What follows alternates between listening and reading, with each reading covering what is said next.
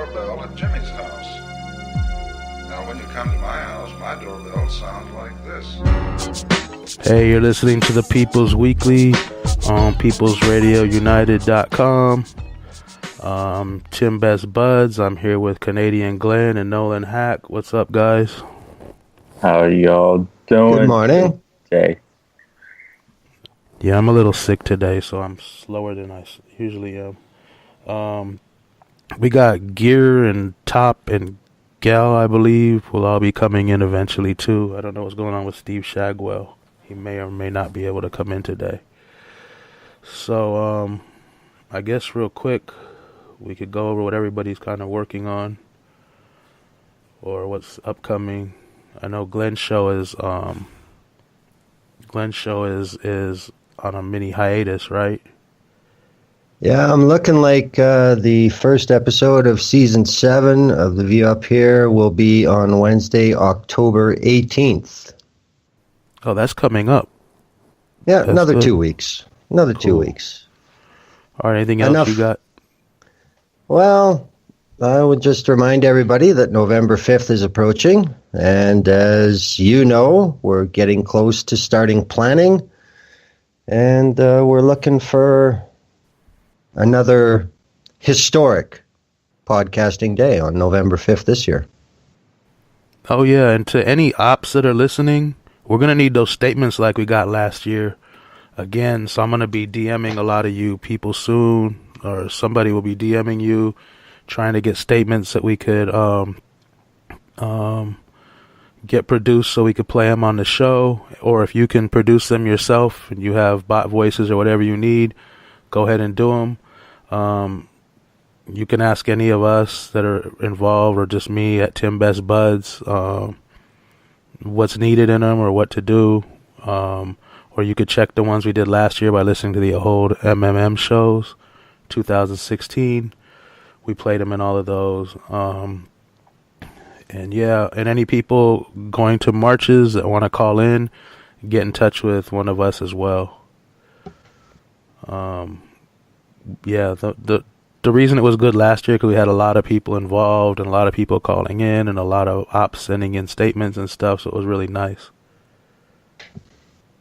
Yeah, it was reflective of the global scope of November 5th. Yeah. So, Yes, it's a beautiful thing when you have so many people coming together fighting for the same cause, that cause being freedom. yeah. Yeah, I guess all the causes Imagine together, that. all the causes together end up as being one giant cause for humanity. Imagine it indeed. That is the only way to go. We all have to come together to get this thing right. Yep. So, yeah, what are you working on? Tell me why. Anything? And we're working on getting go that ahead, point Glenn. across to some. Yeah. And since I guess it's the beginning of the show, we're talking about what we're working on. We have a date set for the Teach the Truth project. We have a name for it now, Teach the Truth. And November the 17th, we will be at schools all over the country protesting, schools that are named after racist people, such as good old Christopher Columbus, Thomas Jefferson. We'll talk about Thomas Jefferson a little later as well. Schools that have racist nicknames or mascots. Obviously, most of those affect indigenous people. And we just got a school in Texas, high school. They have a horrible racist mascot nickname against Native people. We're looking to eradicate that, of course. And we just got a school in Mississippi as well. And we are looking to add as many cities and organized in schools as we possibly can. Because the bigger this thing gets, the farther we can take it. Columbus statues, Washington monuments, and all that. I'm really tired of white supremacy, and I like it gone.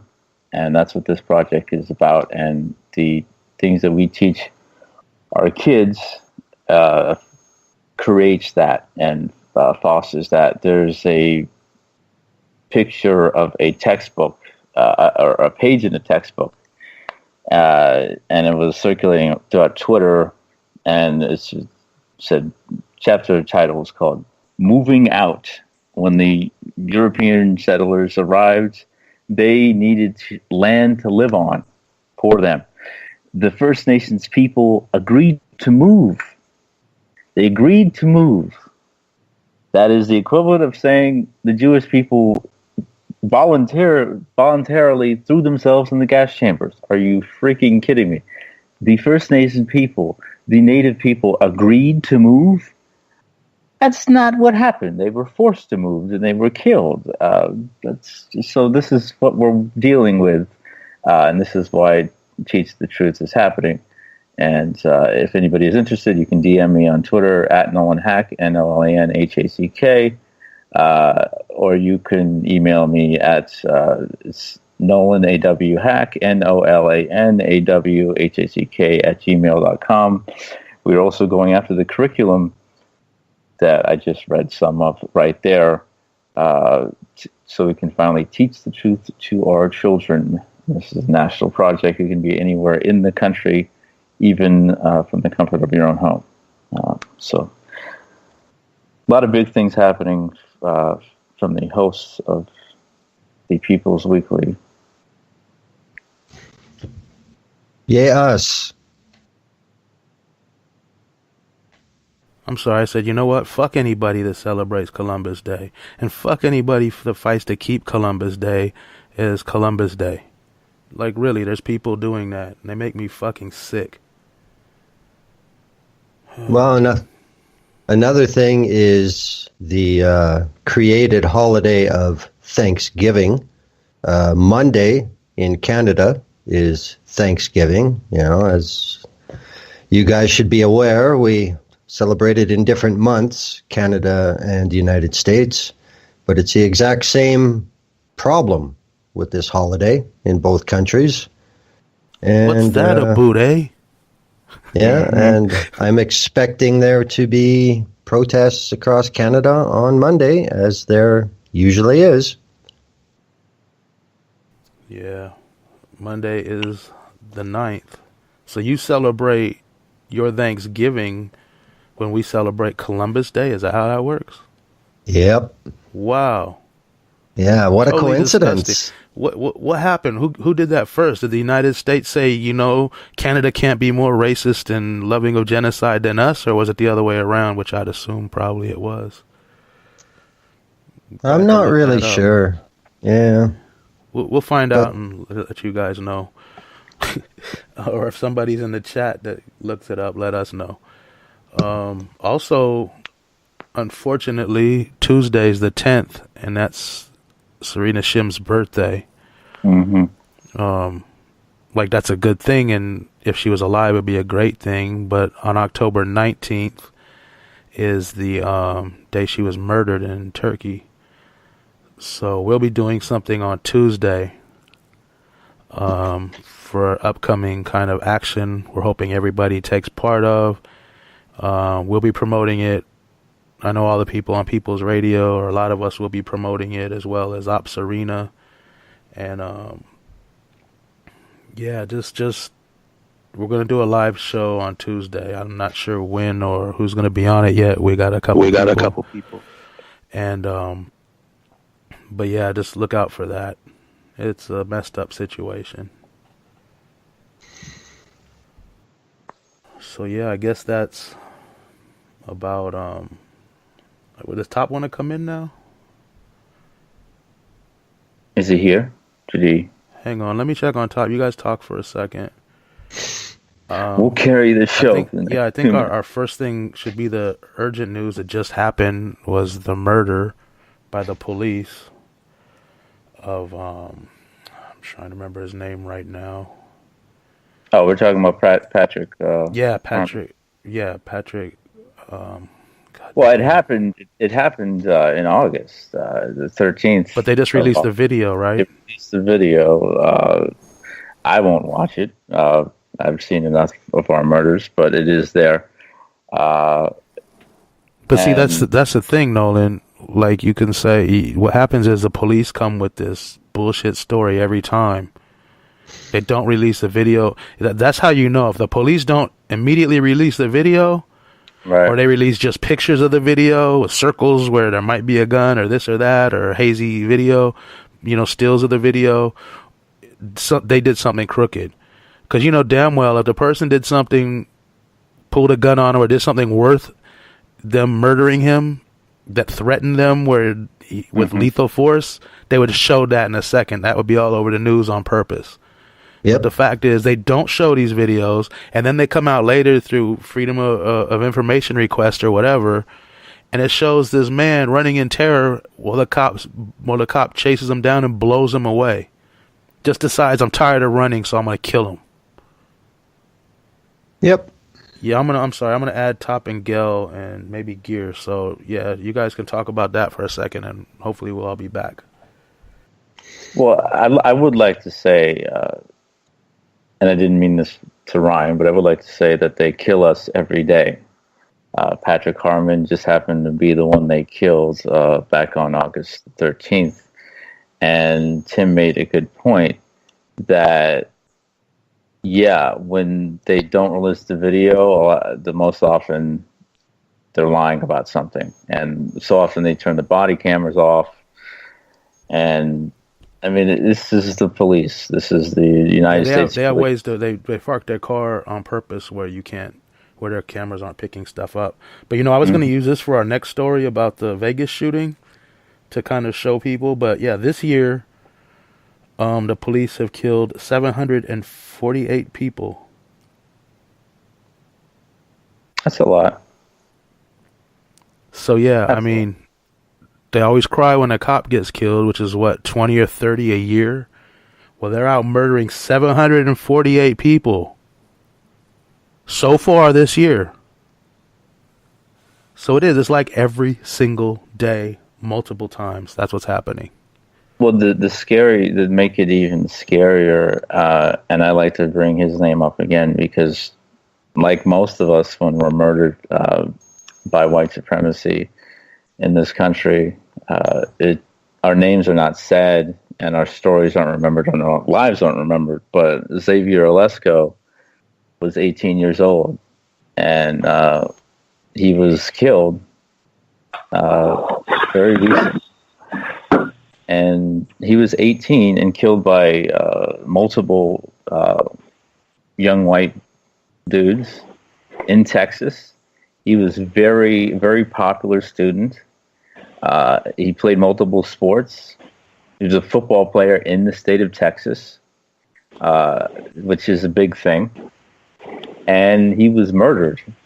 And this is how it goes. Most of our murders do not get publicized. Xavier Olesko just kind of floats into the void like so many of the millions and millions and millions and millions of Black and Native people who've been killed over the last 500 plus years.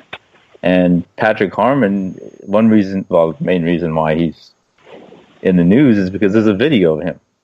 If it's on video, then there's more of a chance for people to talk about it. But that being said, the officer who killed him is going to get off. They always get off if they're police officers. And today they already killed somebody. The police already killed somebody. I think it was in Miami. Tomorrow another one of us will be murdered. Sunday, Monday, Tuesday, Wednesday, Thursday, Friday, Saturday.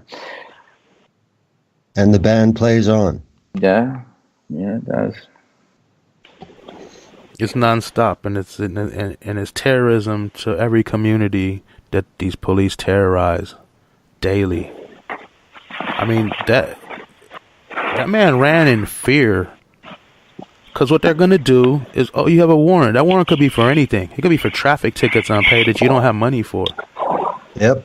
But what they do is they say, "Oh, now you're a warrant. We're gonna take you and lock you in a cage, and then we might beat you on the way. We might do everything." And then he ran. Why didn't they chase him? Why didn't they call a helicopter? Why didn't they get other police to come and chase him, tase him? You know what I mean? Whatever you think. But the first thing they do is pull a gun and shoot him in the back. Yep. This is why I have no sympathy when cops die. I mean, all these cops are crying and, oh, it's so tragic. A hero's gone. They're not heroes. They're pieces of shit. They're terrorists. They're murderers daily. How can you say they're heroes? Like firefighters are heroes, maybe. I was looking at the some cop got killed in the Las Vegas shooting, and they honored him with a big funeral yesterday. And I was just looking at that going, geez, I mean, these fools get these nice funerals every time one of them dies. And I immediately thought of Sarah Lee Circle Bearer, who was a Native woman who died in jail she was arrested for a petty bond violation, and she had 2 children at home, and she died because of the police, because she told the police going into the jail, I've been having stomach pains, please be aware of this. And she ended up dying in jail after they neglected her after she collapsed. And to this day, that was July of 2015. To this day, she still does not have a burial plot. So that kind of just shows you who matters. When they say Blue Lives Matter, obviously it's a racist term, but it's true. Blue Lives Matter, ours don't. That's just in America, that's just the truth. White lives matter, ours don't. Blue lives matter, ours don't. Something else worth mentioning as well is these funerals for the fallen heroes are public expense. That's worth mentioning as well. So all the people of color, all the oppressed minorities, if you pay taxes, you're helping pay for the funerals for these people. Truth. That was horrible, isn't it? And we also, I don't know if you know this, Glenn, you probably do, because we probably talked about it on the show before, but when they murder somebody, when these cops murder somebody and they get off, that's the criminal trial. Then it goes to a civil trial where they can bring in actual real evidence, and a lot of these times these cops are found guilty, which means that the city has to pay out a bunch of money to the people that they victimized, brutalized, killed, whatever, the family members, and that comes out of the taxpayers' dollars. It's not like the police department or anything pays for that. It comes out of our money, so we're paying for their crime. I did a People's Manifesto show called Charged for Murder. Why am I charged for murder or some shit? And it was all about that. It's ridiculous. They need to take that shit out. The police pensions, the police unions, the police funds, the police budget for whatever year. These cops need insurance. It's ridiculous. They need to be insured when they kill somebody. We should not be paying for their criminal acts and murders. That pisses me off more than anything. It's very disgusting, and you look at I've said disgusting a lot this week. Jeez. And I just posted an article by the Huffington Post. It was published in 2015, but it's still relevant. The amount of money that we pay for our own murders, taxpayer money, police misconduct cases, which is, and I want to say this before I read the stats. The cops say it was our fault when they kill us, and then they still give us a settlement. So obviously they're admitting fault, hypocrisy, American hypocrisy. Anyways. In Boston, 10-year stretch, 05 to 2015, $36 million. Chicago, black on black crime, black on black crime, black on black crime. $521 million between 2014 and 2004 and 2014. $521 million, 10-year stretch in Chi-town. Cleveland, 8.2 million between 2004 and 2014. And according to this article, that's enough money for Cleveland to pay almost its entire share of the cost to build a new YMCA downtown. In Dallas, Jerry Jones, who told his Dallas Cowboys, if you kneel for the national anthem, I'll cut you. You will be released and be out of a job. 6.6 million between 2011 2014. Denver, 12 million since 2001 to 2015. And my own beautiful city of Los Angeles, $101 million between 2002 and 2011. Minneapolis, 9.3 in a 3-year stretch. New York City, $348 million between 2006 and 2011. Oakland, California, 1990 to 2014, $74 million. Philadelphia, $40 million, 2009 to 2014. So there gives you an idea of how much bloodshed the police in America are causing and how much of it they have to clean up with money, because there's no way they're going to actually put them in jail for killing people of color. Oh, I think Gail was trying to talk, but I don't know if she can get in. Are you here, Gail? I'm here. I didn't say anything. I was muted. Oh, you're fuzzy. Can you hear me? What happened? Yeah, I know. I think you were in a thing explaining. There's a civil. What happens is you get a criminal trial if the cop is even charged, and that goes to it goes to a bullshit trial. Like I said earlier, it goes to a grand jury, and a lot of the evidence isn't admitted.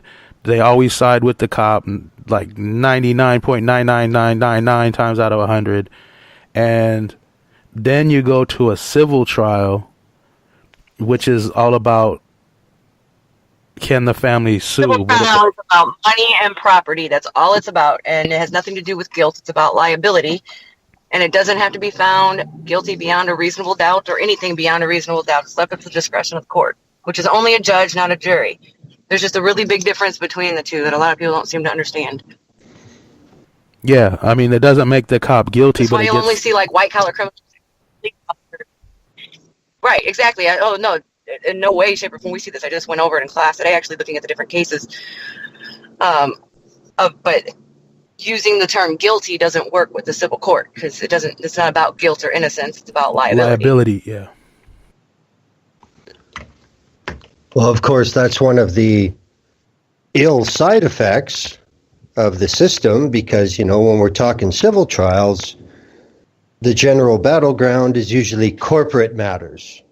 And they want their money. So, yeah, we're going to loosen the rules up a bit. If we can just, kind of prove that you screwed us for that patent, well, then we're going to nail you. And, I mean, it's funny how the system works for those who tend to use it. Yeah, it's very, very interesting how... For those who designed it, because they designed it for themselves. Exactly. Yeah. But I mean, I've heard that before. That's a very good point. There should be onus on police officers, security officers, everybody. If doctors have to carry insurance for malfeasance, why shouldn't they? Because killing people of color is an American tradition that America does not want to stop. It's a state duty that the state supports. Yes. Yeah. Bullshit. As Nolan said, it's disgusting. Yeah, it's disgusting. I mean, this point needs to continue to be said, because people don't know and people don't want to know. The cops originally were slave patrols to bring slaves back who ran away, and they were also native patrols. I will always just scoff at this and shake my head and have my eyes roll out of my head. Native patrols were used to keep the white population safe from the native people. First time I read that, my head popped off my neck. Well, that's what it is. You have to keep the white people safe from everything and everybody. Oh, it's the truth. Well, I mean, this is just a tenet of colonialism.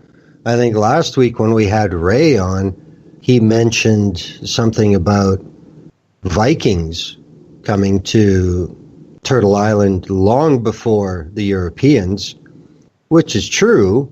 I mean, in Newfoundland, they found relics from, basically the 11th century and even earlier, where Vikings had been there. And the truth of the story is, everybody thinks the Vikings, the warrior race, and they kicked ass everywhere they went. They ended up going back home from Newfoundland because the Aboriginals on the island kicked the shit out of them and said, why don't you guys go back to wherever you came from? And they did.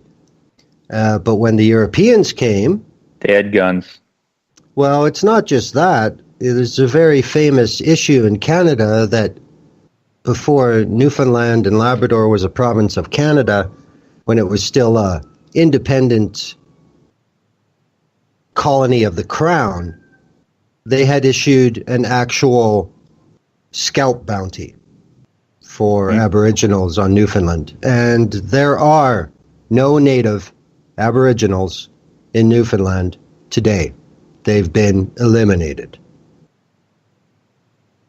So there's a difference. I mean, the Vikings were these kick-ass guys that like to just pillage and conquer, but even they knew when it was time to cut and go home. The Europeans, no, we'll just keep upping the ante. And I would like to say another thing that people don't want to know and people don't know. Black people got to Turtle Islands, or now it's called the United States, thousands of years before Columbus ever reached the Caribbean. Columbus never stepped foot in modern-day America. True. You could find African artifacts as far west as Arizona, or modern-day Arizona.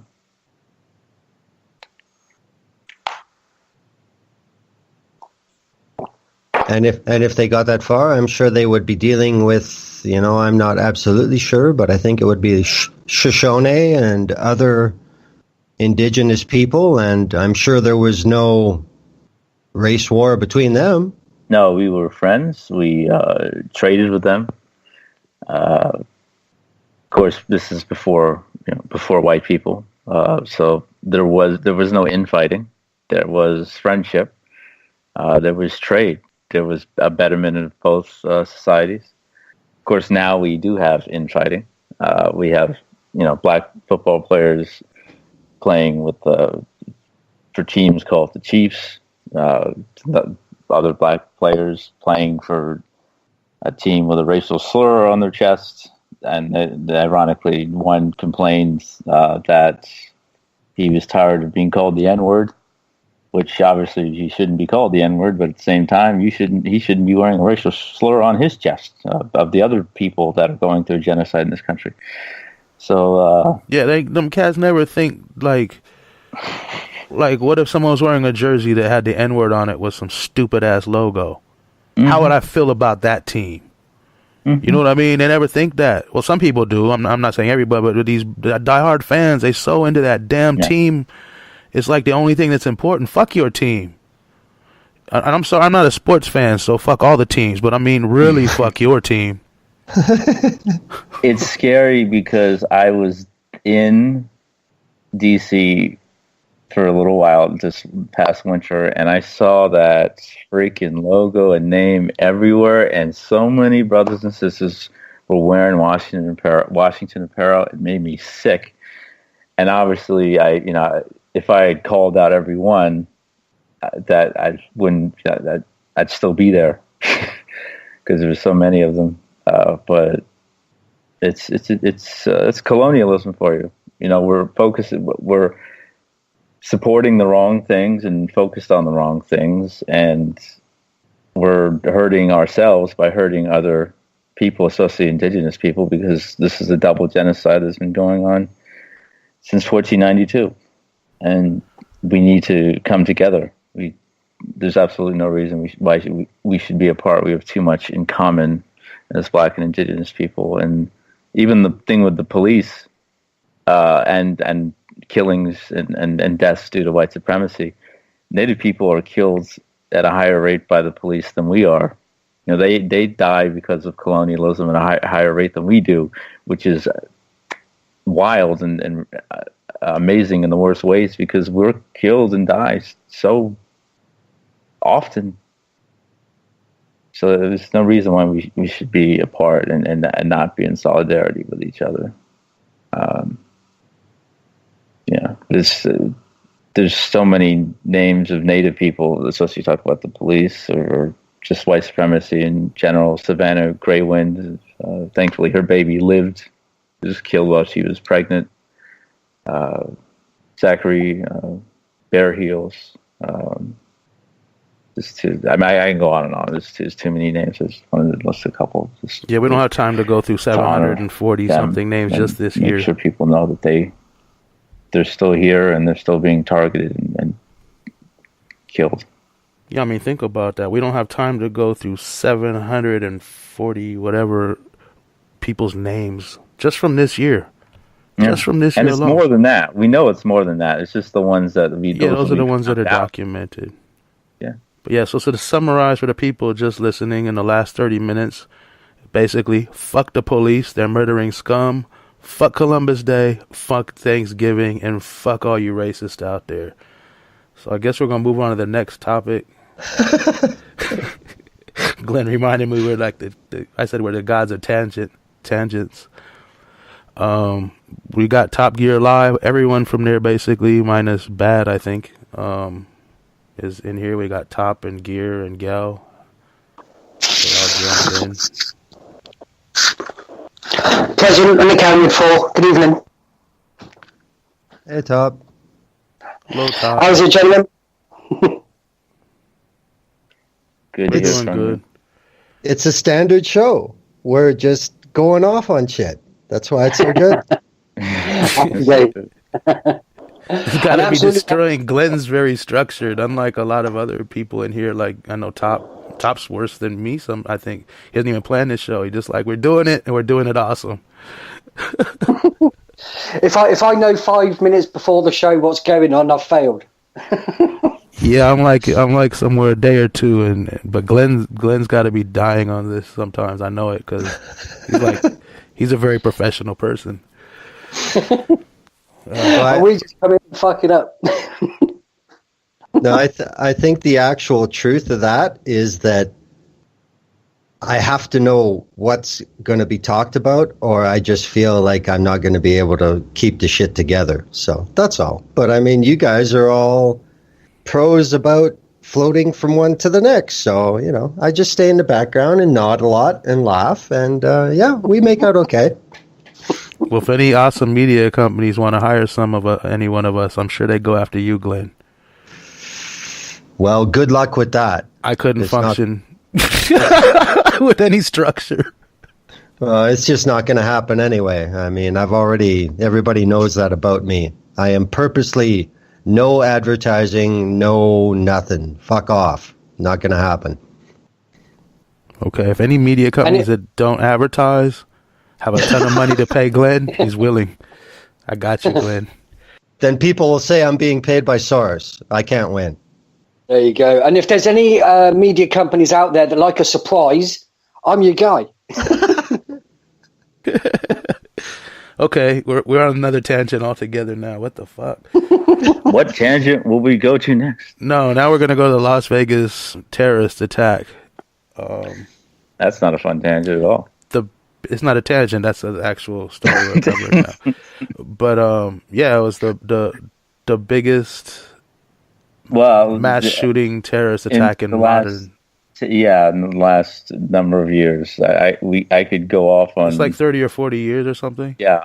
There's some interesting tidbits coming out from this. Have you guys heard about the note that was left underneath the sellotape reel on the bedside table?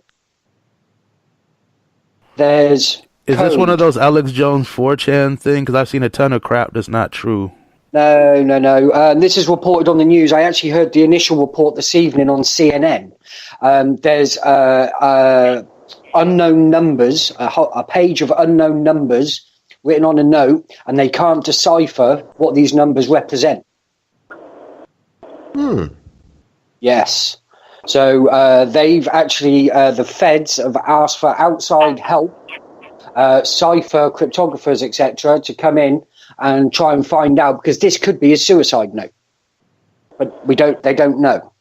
I only found this out today, but apparently it's been known since yesterday. So it's like a lot of numbers, not just a few codes or something. Yes. Oh, okay. Yes. Well, he did have other cities planned and other targets planned. I don't know what they say.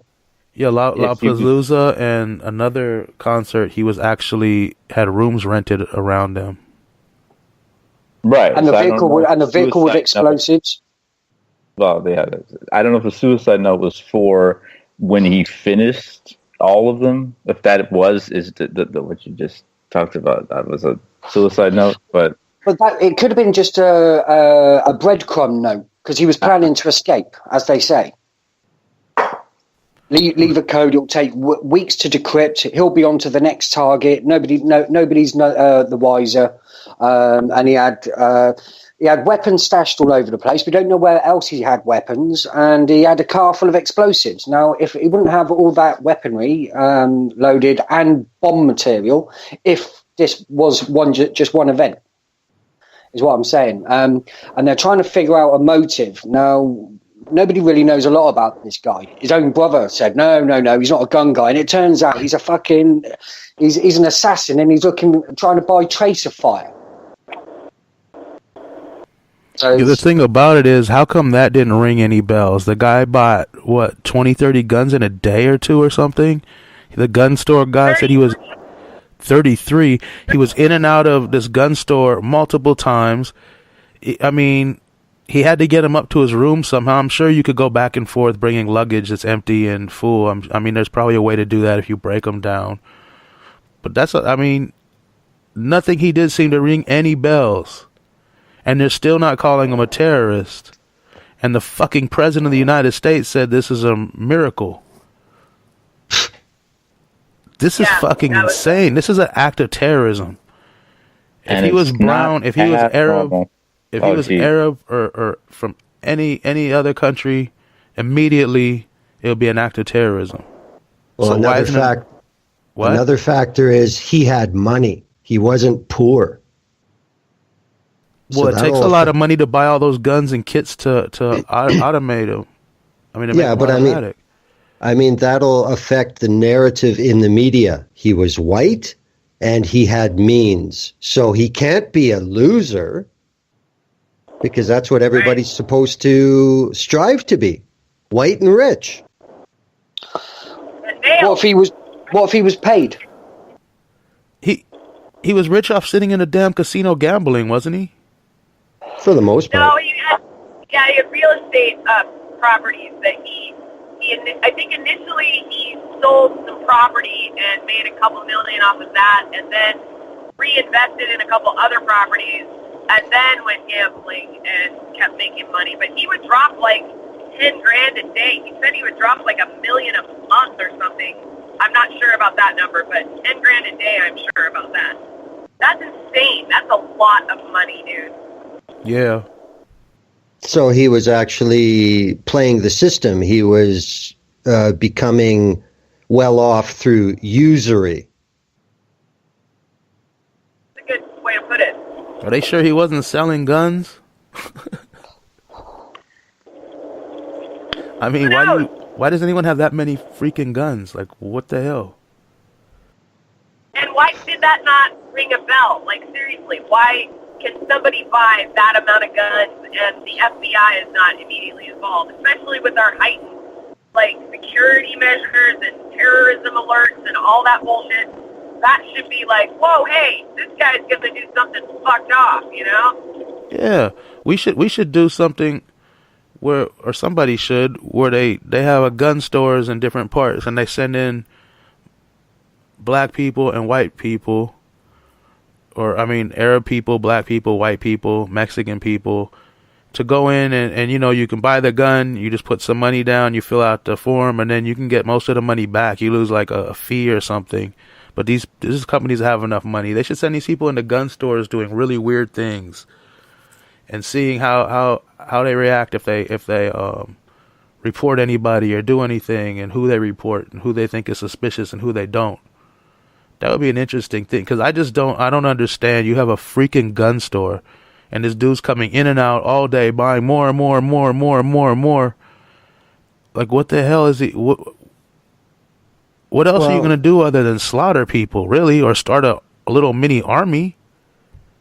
Well, I think one of the factors in that is something that is coming up on the news today, is that in 1996, the U.S. Congress mandated that the Centers for Disease Control, it's in their mandate to keep track of all causes of human death in the United States. The U.S. Congress told them specifically that they were not to spend a dime on gathering data resulting from gun deaths in the United States. So there's really no database to draw any conclusions from, and that's on purpose. Not only that, but you can't have a logical discussion with anyone in this country. I am fine with hunting. Like, I'm a native person. We hunt. It's fine. Like, if you want a 22 to hunt, I have no problem with that. But even that, like saying, hey, why do we have automatic weapons? I'm fine with guns, but this is bullshit. People, like, lose their fucking minds and, like, freak out on me on social media. And I'm like, did you read what I wrote? I'm not anti-gun. But they immediately, without even reading what I write, just have this, like, pat response to what I'm saying. It's like, oh, but I want my guns to do blah, blah, blah, blah, blah. And I'm like, that's what I said, but why do we need automatic weapons? Why do we need a bump stock? Why do we need this, that, and the other thing? That shit should be outlawed. And I thought it was. What happened to outlawing automatic weapons, you guys? Australia did it, and they haven't had a mass shooting in 20-some years. Yep. I had to bring cops into one of my conversations because somebody was telling me about the UK, and I'm like, how about we listen to somebody in the UK? You know? That's a true story. And the reason why we don't have mass shootings here in the UK, because not also are guns illegal, but knives are illegal as well. So when they go try and tell you, well, there's lots of stabbings in the UK, that's because a lot of fucking idiots are carrying knives illegally. Now, we don't have mass shootings in the UK because we don't sell high-powered, fast-shot rifles, ever. Well, how that works out. It seems like logic is just too hard for something. Yeah.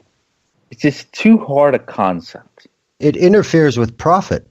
Well, there you go. That's it. I mean, even the perspective from people who are supposedly respected by the system, I saw some member of Congress trot out the same old line that if more people were armed in the crowd, it would have prevented this. And my response was, oh, I don't know, some congressman, some they're all horrible. It doesn't matter. But my response was, so when there was he said, like the Old West. In the Old West, that's how they prevented mass shootings, because everybody had a gun. So I replied, when there's a Gatling gun up on the hill, how many of them were stopped by revolvers down on the ground? And I got a block for that. That's a true statement, but think about this. Let's say all the good people had guns in the whole area. What would happen?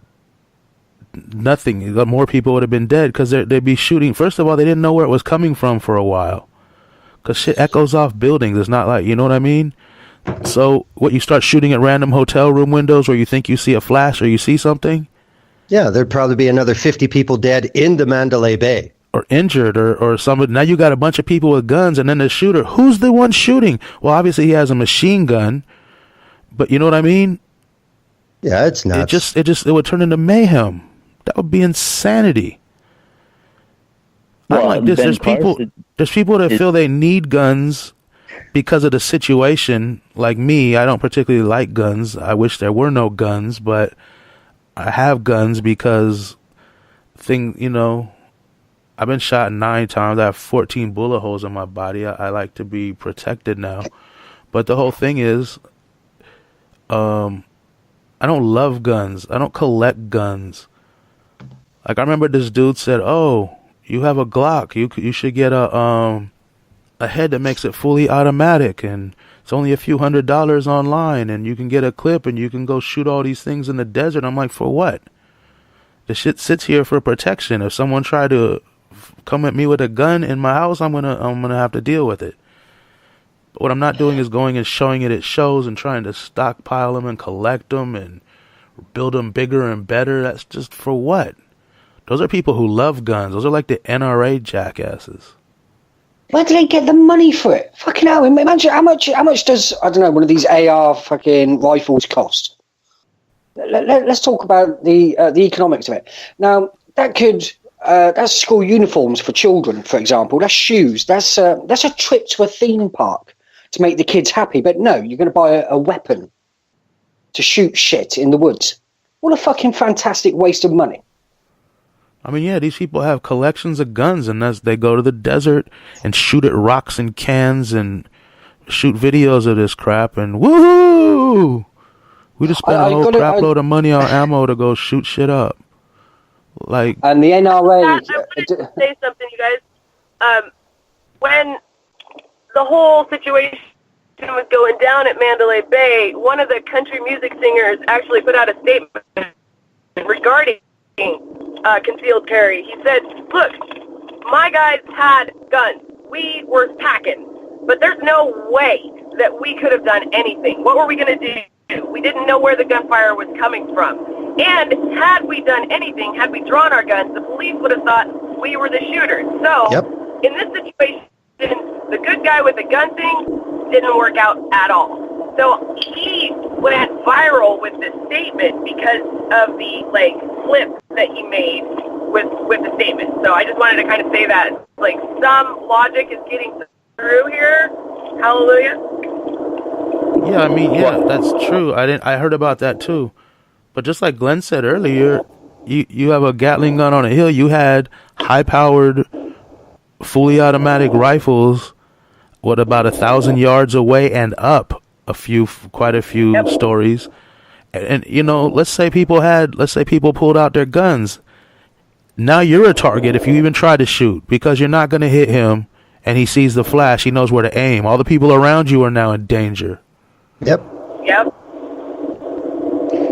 These people watch a lot of movies, I think, to comment on there. A lot of movies. Our current U.S. Housing Secretary of Housing and Urban Development. Our current Secretary of Housing and Urban Development, Mr. Ben Carson, your token Negro in Mr. Trump's cabinet. If you remember these many mass shootings that we've had in the United States in 2015, when he was running for president, Mr. Carson, and actually got $50 million in donations from the American people, he said, not only would I probably not cooperate with him, I would not just stand there and let him shoot me. I would say, hey guys, everybody, attack him. He may shoot me, but he can't get us all. Yeah, well, tell that to Native Americans when they were up against Gatling guns from the U.S. cavalry. There's your biggest mass shooting in U.S. history. Wounded knee, 90. Yep. So I'm fine. I'm fine with that. He can't. I'm sorry, Gear. I just barely heard you. Oh, I said you wonder why the Lakota are always pissed off. Yep. I'm fine with the they can't get us all theory. If you're in the hotel kind of area and you know the room he's in, and yeah, we can all rush him, and maybe a couple of us will get him, one of us will get him, that kind of thing, like storm the room, you know where it's at. But from the people downstairs, that doesn't make sense. And the second thing is, he had a lot of firepower. He could get you all, possibly. And the guy who's saying he can't get us all needs to be up in the front leading the march in, not behind rallying the troops. Because that's bullshit. They talk so big and then you know what I mean? I don't get that shit. Like I said, they think it's a movie. They think if this shit went down, they'd turn into some Rambo character doing flips in the air with their guns crossed and shooting everybody and getting all the... They see it in a fantasy. That's what I believe. Cowboy swagger. Cowboy swagger. Well, I mean, the reality of it is that's just not the way the real world works anyway. We have these clowns in Congress that are saying that it should be a blanket attack, sacrifice yourself for the good of the crowd. And I was one who was listening to Vegas police radio while this was going on. And you could listen to the teams out in the hallway outside his room, and they were being so careful, moving so slow to breach the room. And you're thinking, well, these are cops with weapons and body armor, and they're not running in there like fucking idiots. But people down on the street with a sidearm, that's what they should do. Like, get serious. Well, you have a culture that loves weapons and loves shoot 'em up movies and loves, well, watching people die. You know, there's a reason why when someone is shot or killed or beheaded or whatever, that goes viral on Twitter. I haven't put viral on the internet. The State Department just approved a $15 billion sale of a missile defense system to Saudi Arabia. So this is the culture that we live in. Especially when you're talking, this is America. This is America. It's what Western culture, yeah, is violent, but America, it takes it to another level. Like you said, Top, the UK doesn't have mass shootings, you know, but America has one seemingly every day. Now, like, actually check stats if you don't believe me. It's just about every day in this country there's a mass shooting. Yep. A mass shooting is, what did you say, Gail? It's 4 or more? 4 or more. Shot? 4 or more. Well, I think we can pull out something that I've heard Top say on Top Gear Live. Sorry for your small penis. There you go. That works. I just see no other excuse for it. I mean, I just do not understand myself why there has to be this false bravado and idiotic chest pounding to what? To prove you're a man? Like, what exactly are you what do you know that we don't? So you're not a man? Like, tell the truth. What's the deal here? You know? I think it's to prove you're an American man.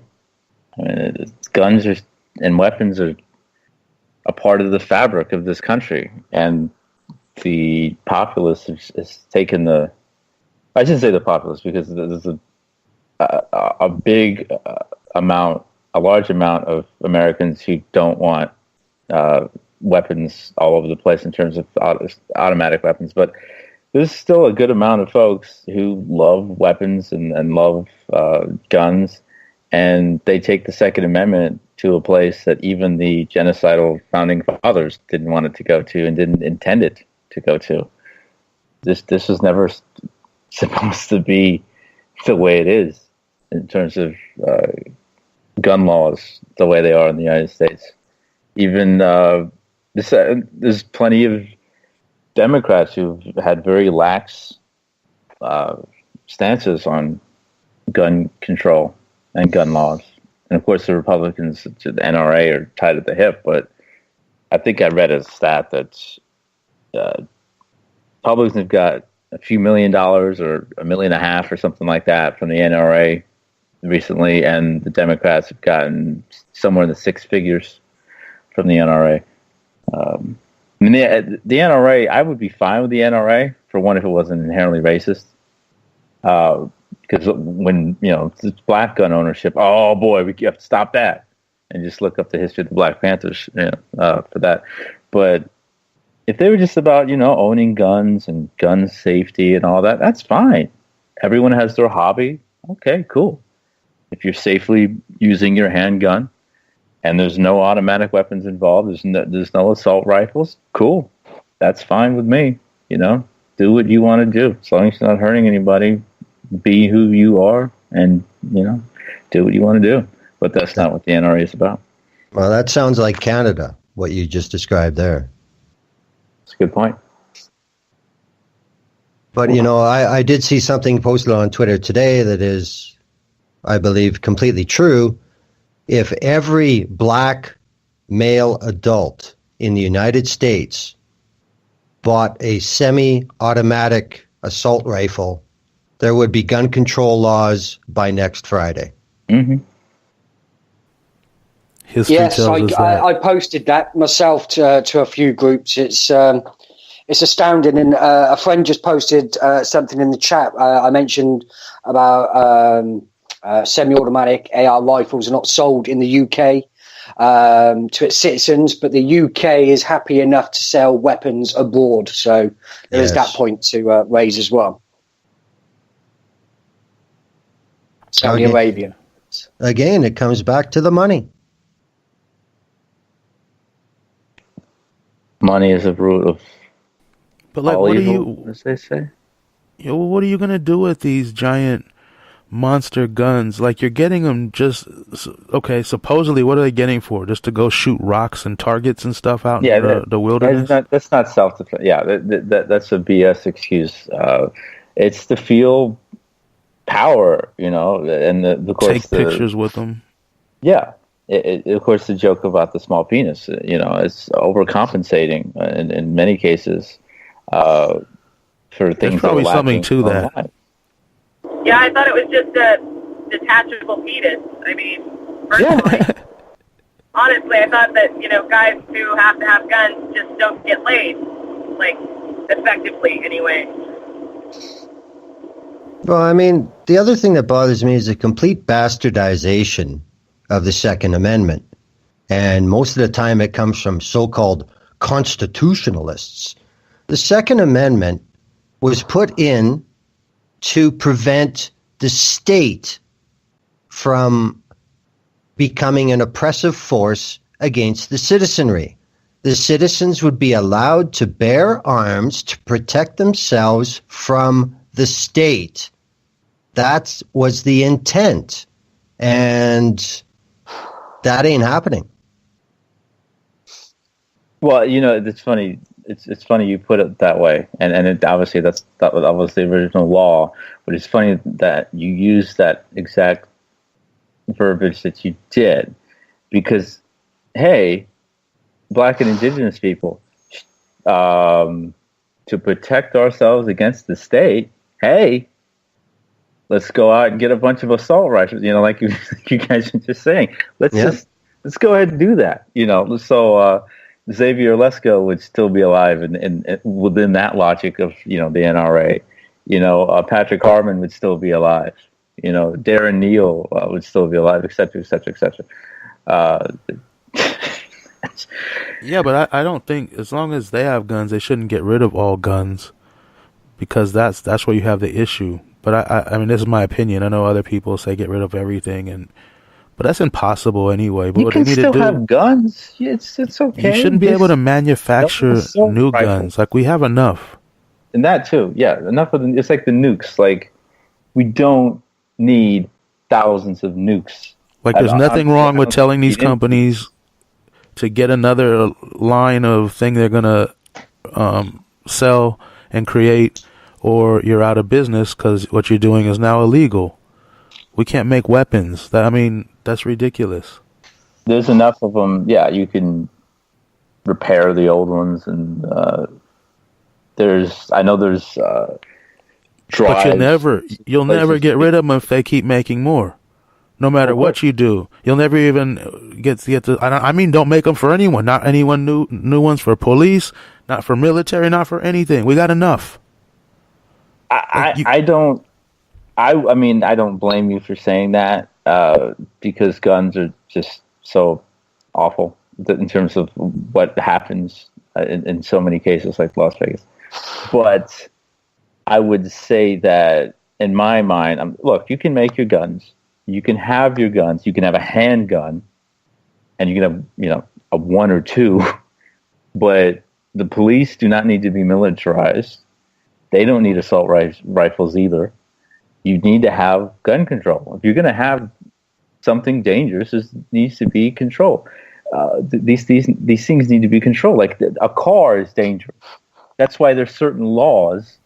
So you can't do certain things with your car. You can't drive drunk, or you can't drive a certain class of car if you don't know how, because it's dangerous. We have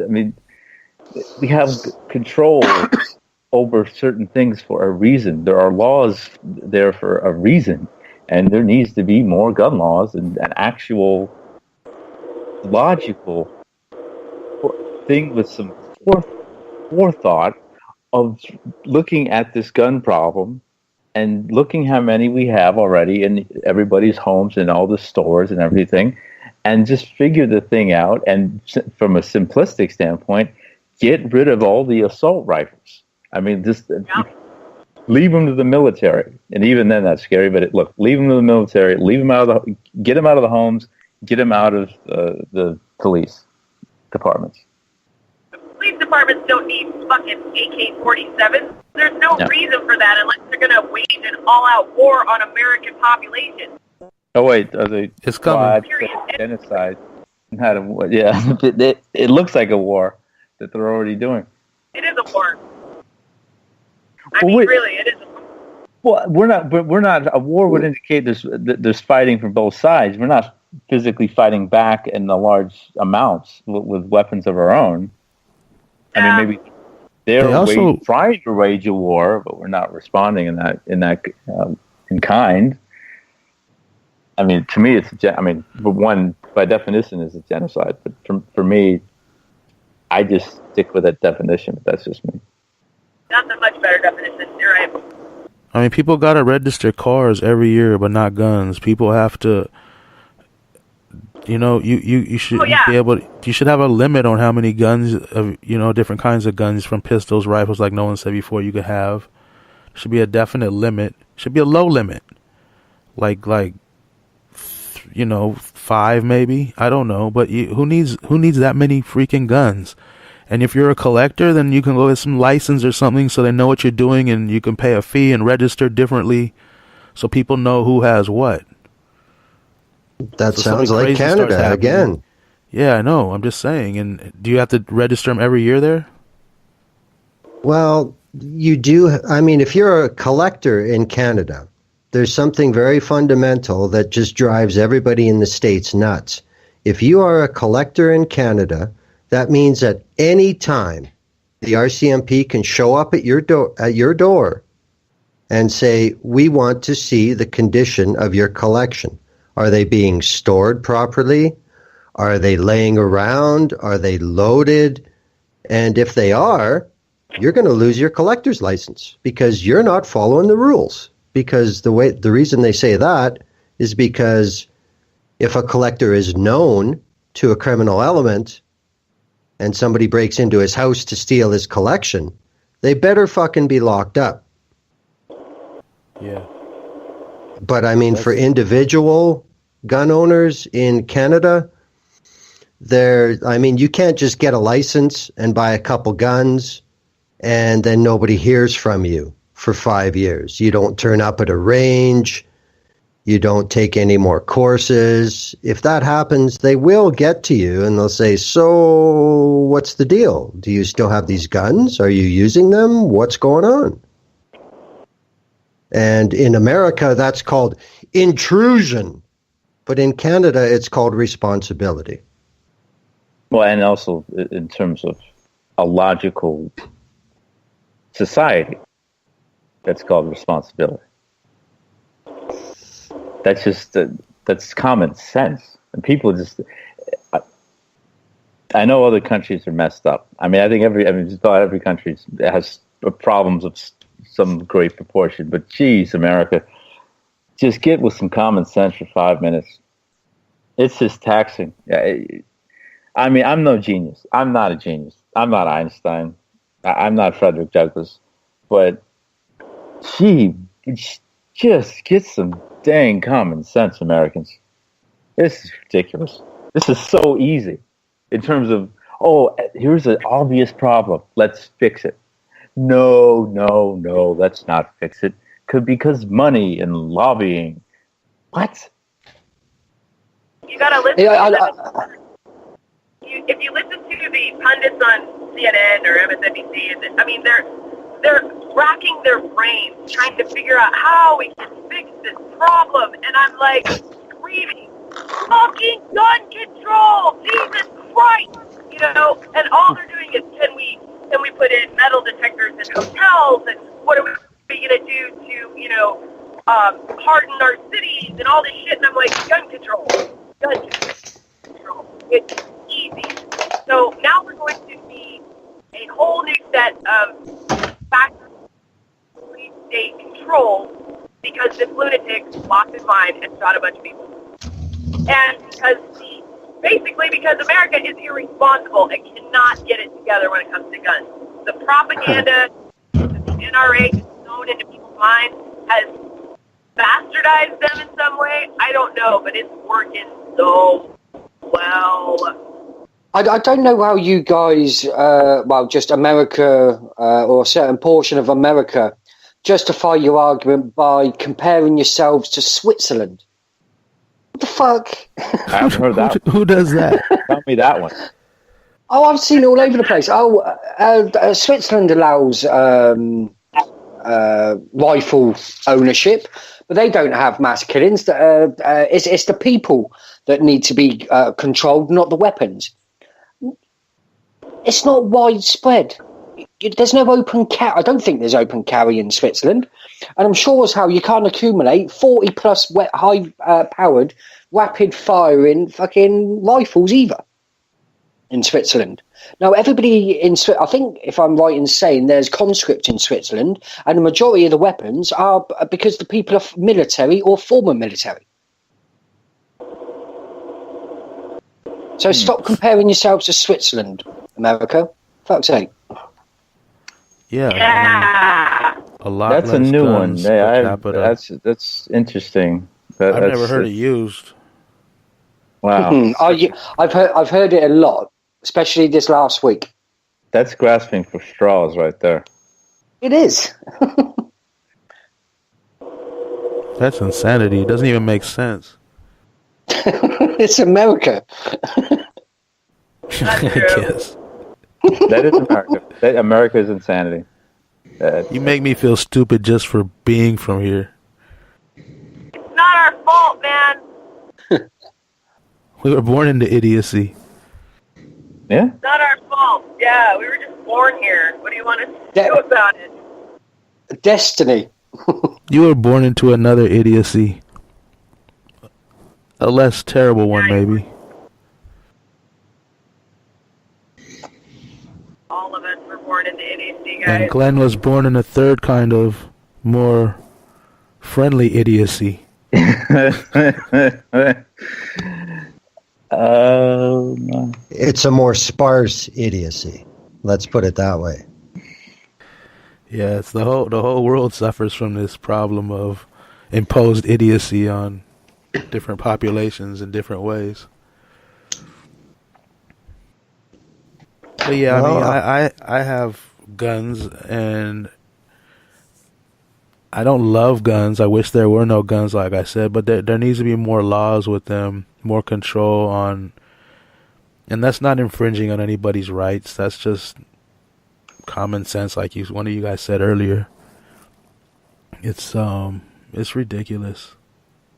Well, I think the root of it is the overall ignorance about it. You know, like Top said, Switzerland does have pretty liberal gun laws, but everybody does follow the rules they have.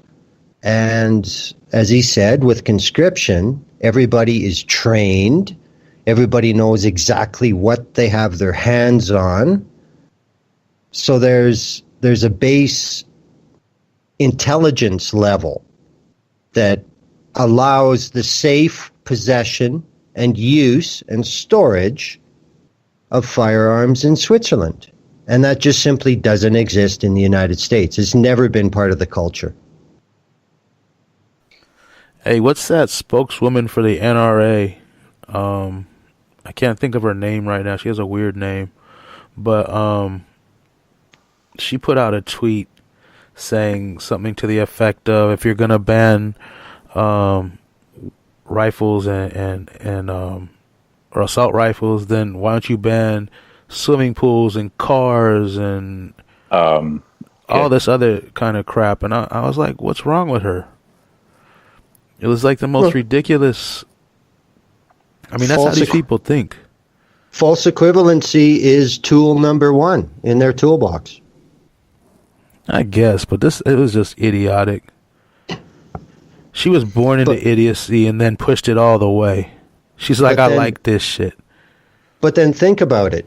If you have a guy living in a trailer park that has 5 assault rifles, he can't afford a swimming pool. So he's all for that. That's how they operate. Did you say to ban feet too? Sorry, Glenn.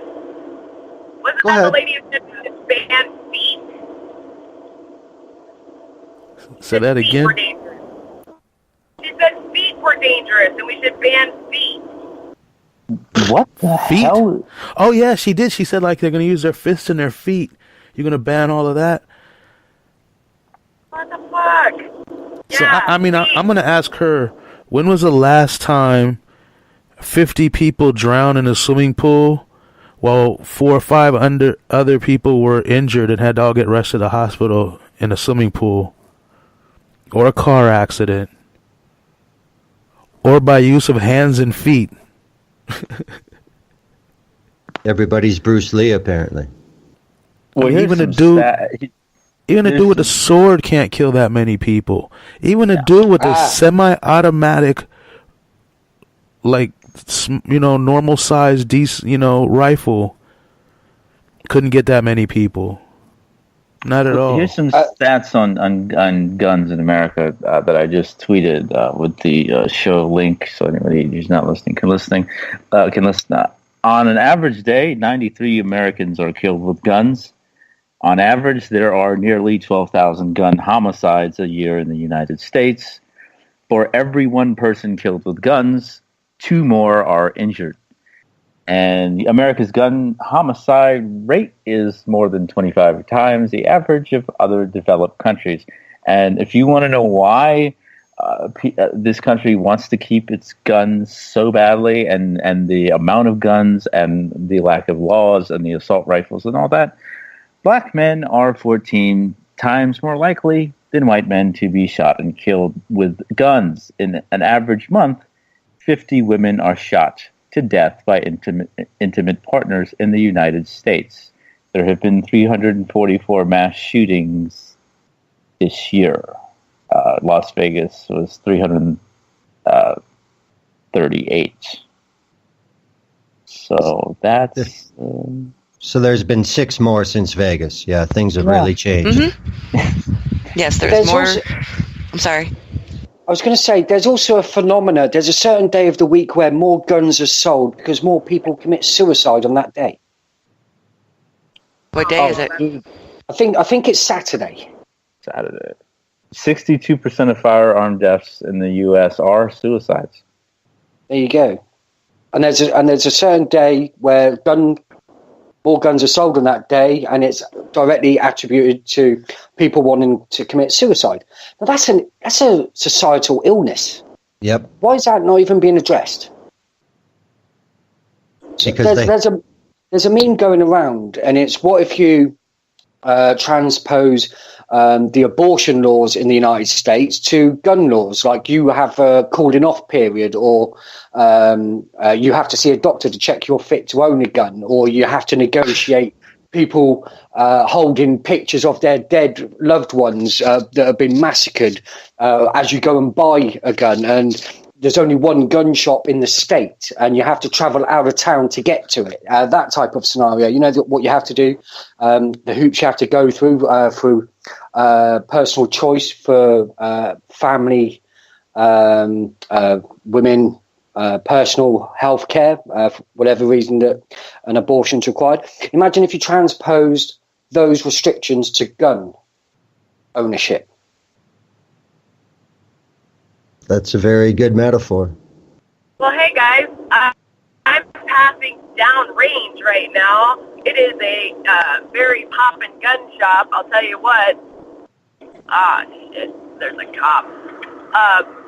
And we just had, this is a town of like 80,000, and we've had 3 murders by gun in the last month.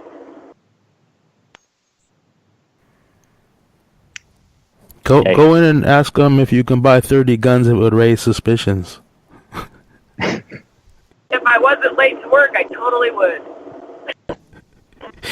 I will someday, though. You got to do it on the air, though. Why would it raise? You know, as if I, as the Native woman, tattooed all over the place, pierced, went in there and said, "I need like 30 guns, semi-automatic, and as fast as I can go. I want to shoot bottles in the desert, and do videos because I'm awesome." Wonder how that would go over. Would I get arrested immediately, or would they wait 3 days? Well, they just question you is what they probably do. I mean, I just thought of something where art imitates life, for lack of a better term.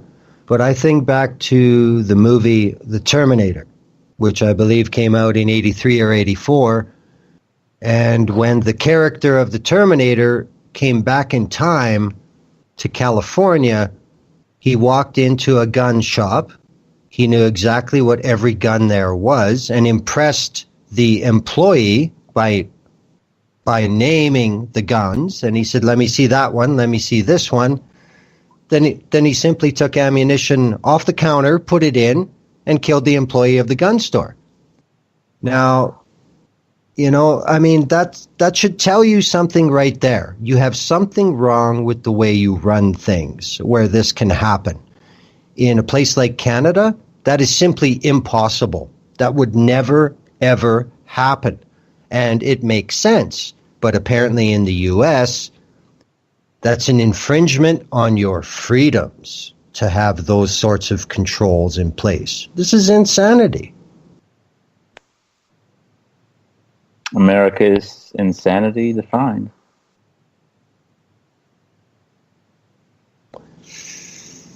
I mean, I don't know what to say, guys.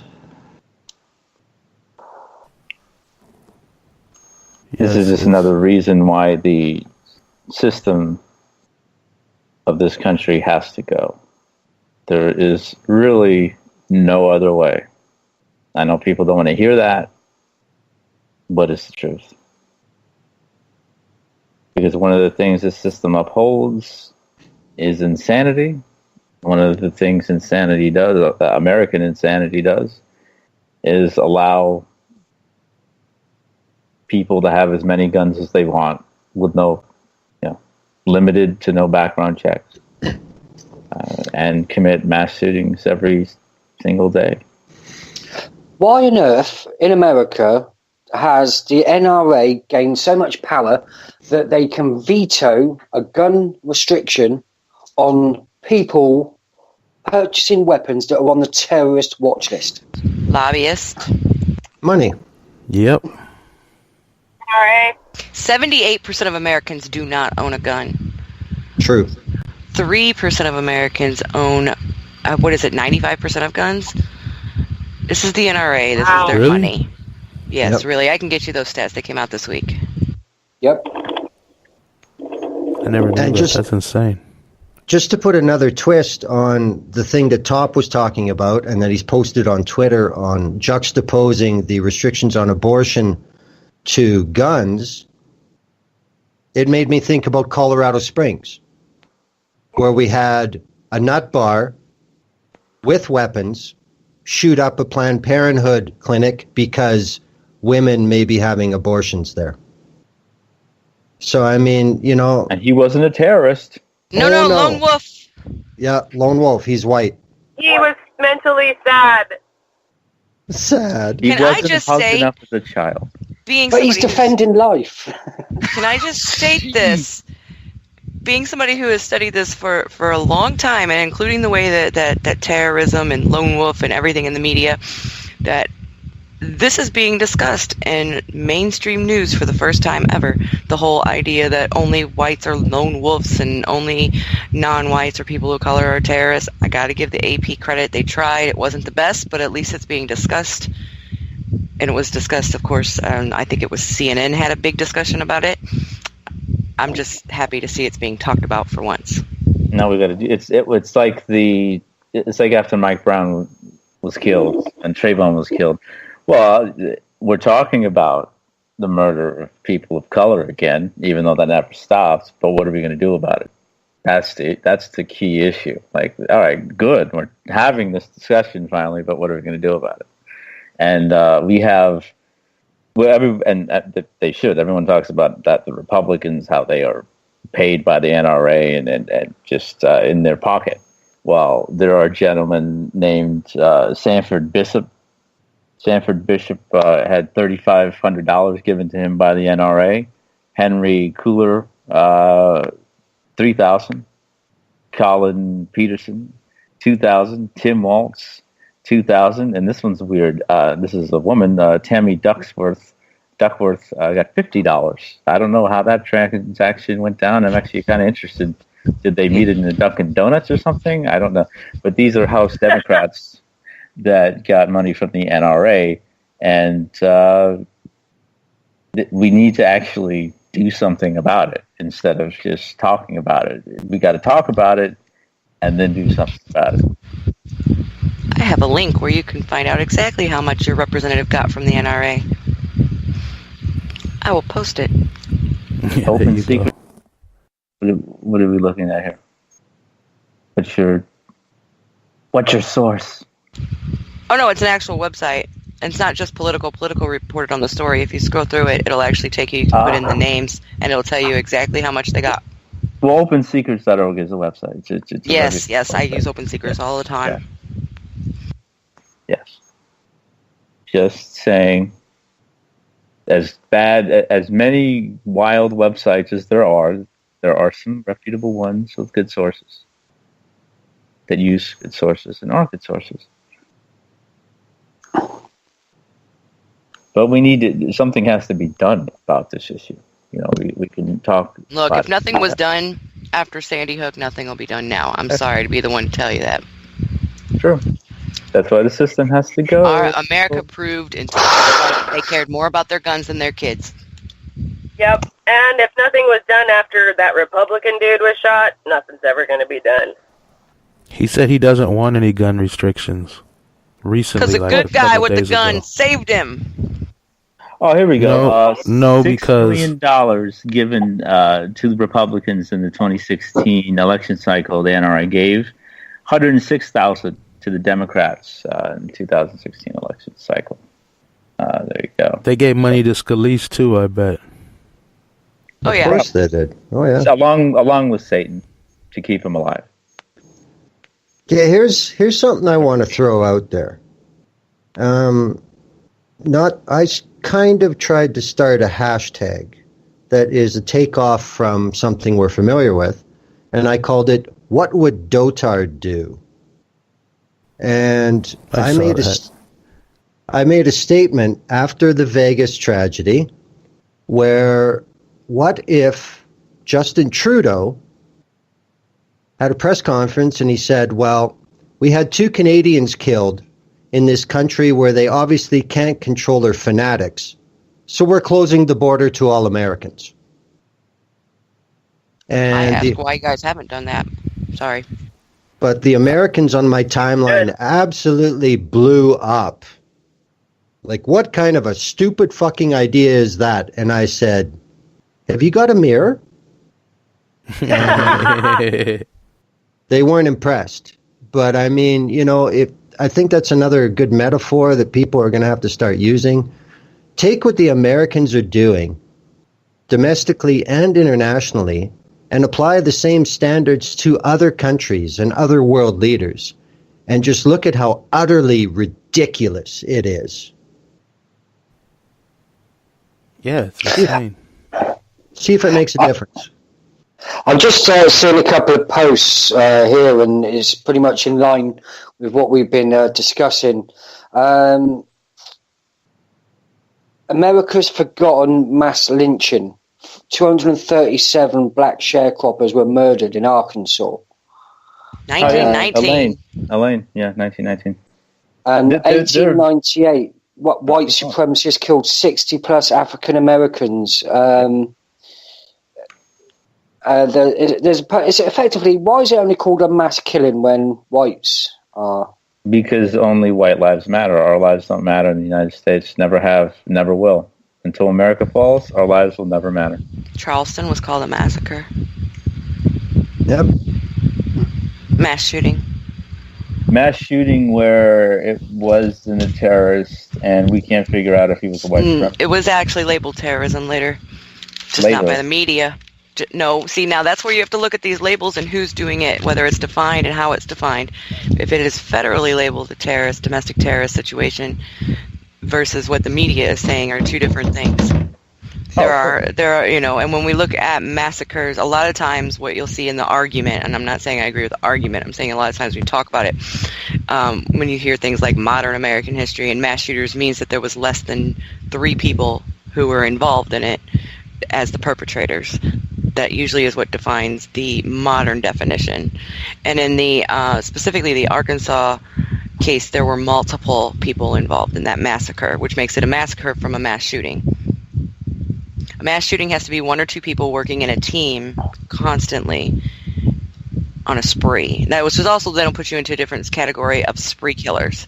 That's over a time period of days, whereas a mass shooter is over a time period of hours. Wow. I didn't know that. I did this for a long time, like actual research on it. So mass shooter is when there are 4 or more people shot, not killed, but shot. That's kind of getting ridiculous. It's like the Eskimos with the amount of terms they have for snow. Are you just going to keep carrying on with different terms for mass? But these have been the same terms for 50 years. Well, the problem is when CNN, MSNBC, Fox says largest mass shooting in U.S. history, they don't use. You're absolutely right. Put fine print in there or anything, and Top read off a lot of or a few times when we were massacred. Obviously, we still are, Charleston. In 1813, close to 200 Creek warriors were killed, women and children as well. 1813, 200 natives were killed in Alabama.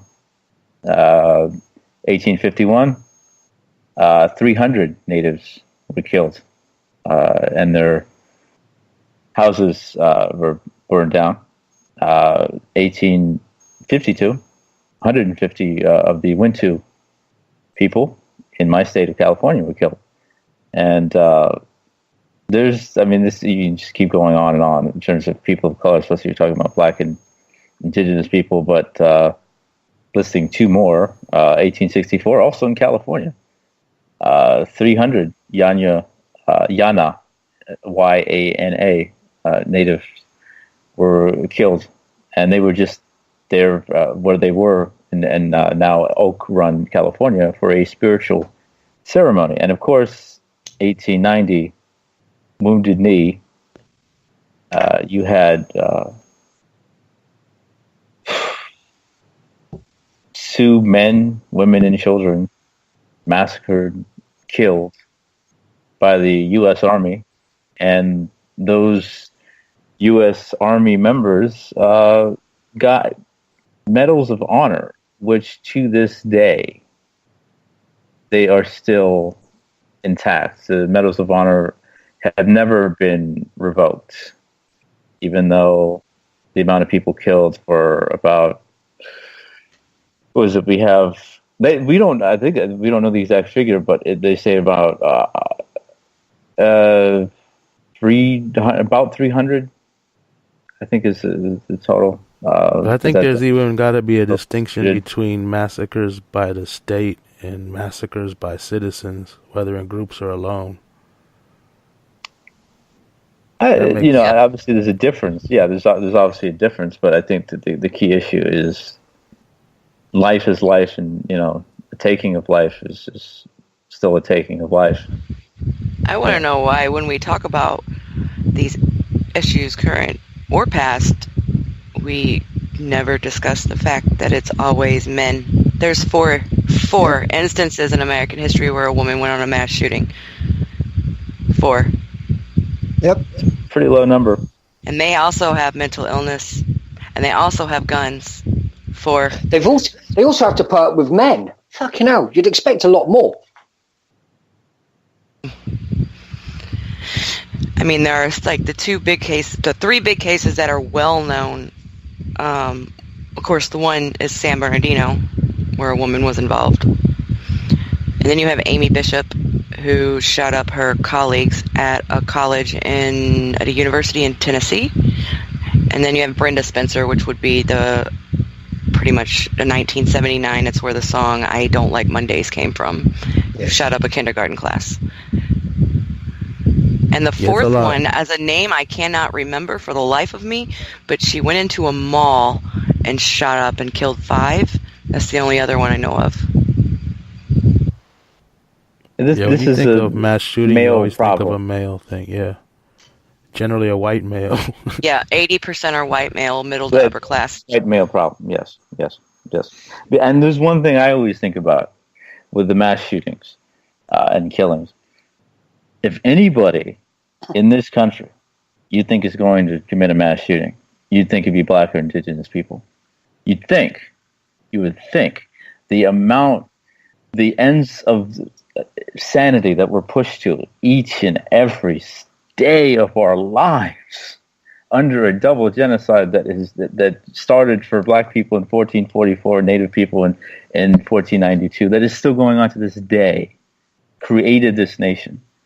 You think we would be the ones losing our ever-loving minds, just going postal on white folks all over the place, but we don't. It's white men almost every single time. Las Vegas included. Yeah, I think that guy was paid, by the way, you guys. I don't know if anyone's discussed this theory yet. Oh, dear. But what ideology is there to shoot up? There doesn't have to be ideology. That's what I don't think people seem to understand. There doesn't have to be a motive. Yeah, Go find the motive from Sandy Hook, because if you can find it, please let us know. Yep. Because those of us that studied it in detail are still looking for the fucking motive of walking in and shooting 20 kindergartners. Yeah, but a lot of these people are just like pissed off, lost their job, lost a lot of money, their wife was leaving them or cheating or any damn thing like that will set them off to go slaughter a bunch of people. Butthurt, in other words. It's insane. Got bullied too much, whatever. So I'm gonna go slaughter a bunch of innocent damn people. And that's what I'm saying.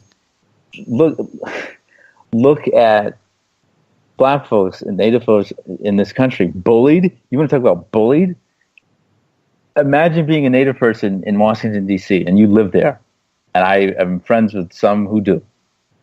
And every day of your life, you have to see your N-word on people's chests, heads, arms, and then every Sunday, if you like football, you turn on the TV, you got to hear that for 3 hours. Bullied?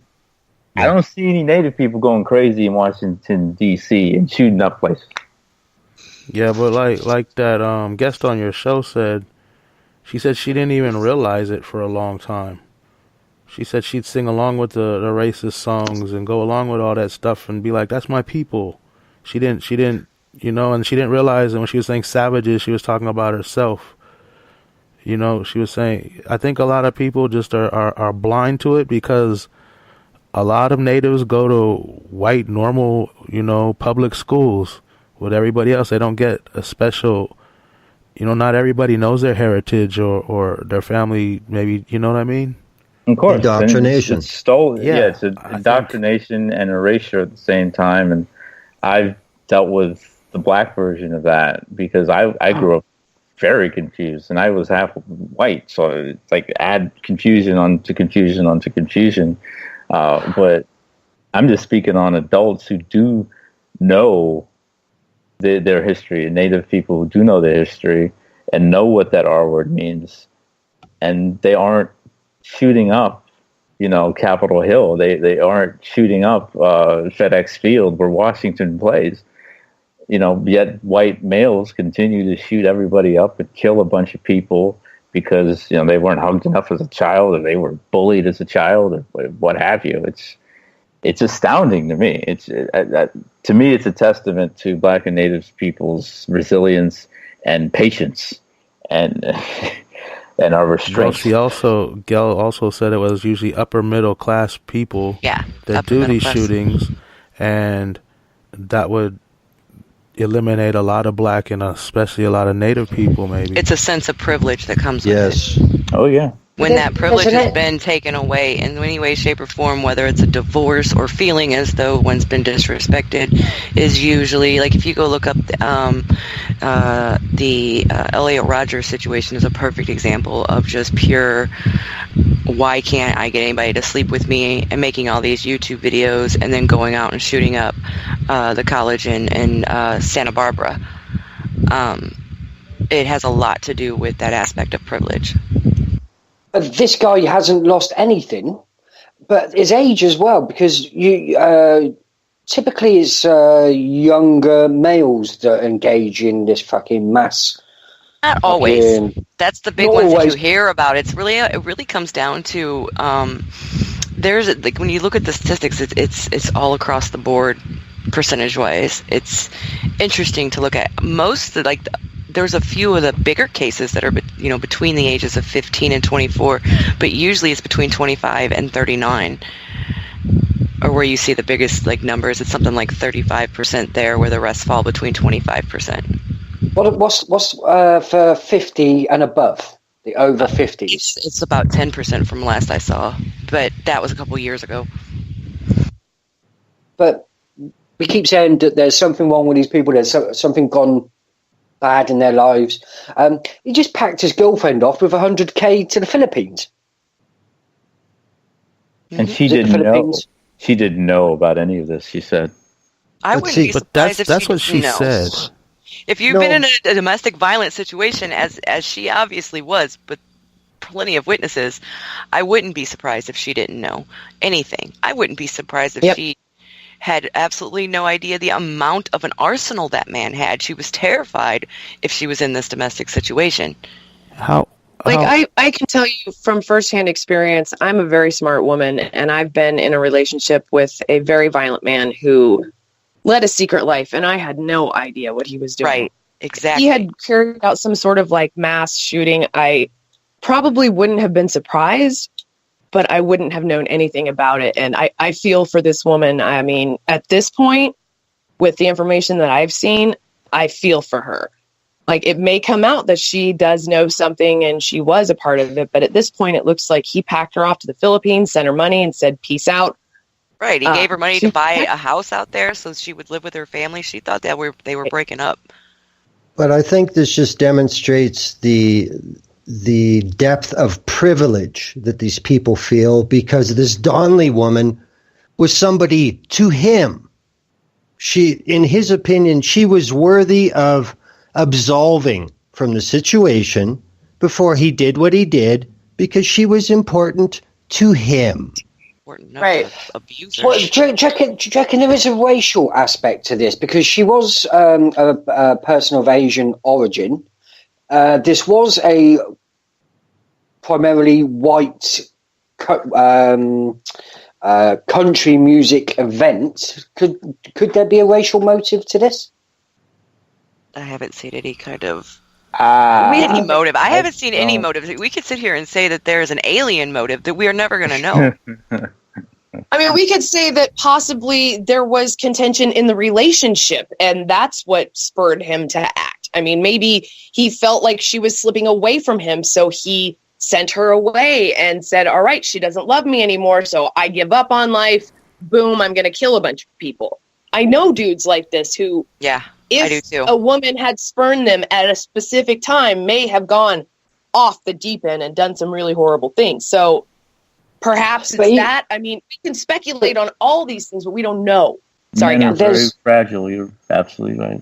But he doesn't appear to be the fragile type, and he what's the fragile type though? Like, what do you mean he doesn't appear? Well, that's like he doesn't. That's like they said he doesn't fit. He was the aggressor in the relationship. That doesn't. That's usually what happens with the fragile type. The fragile ones are the aggressor. Yeah, they're losing what they think they own. They lose their shit as soon as they exactly that. What Tim just said. What they don't own anymore. Or what they think they have lost what they own. The woman is property.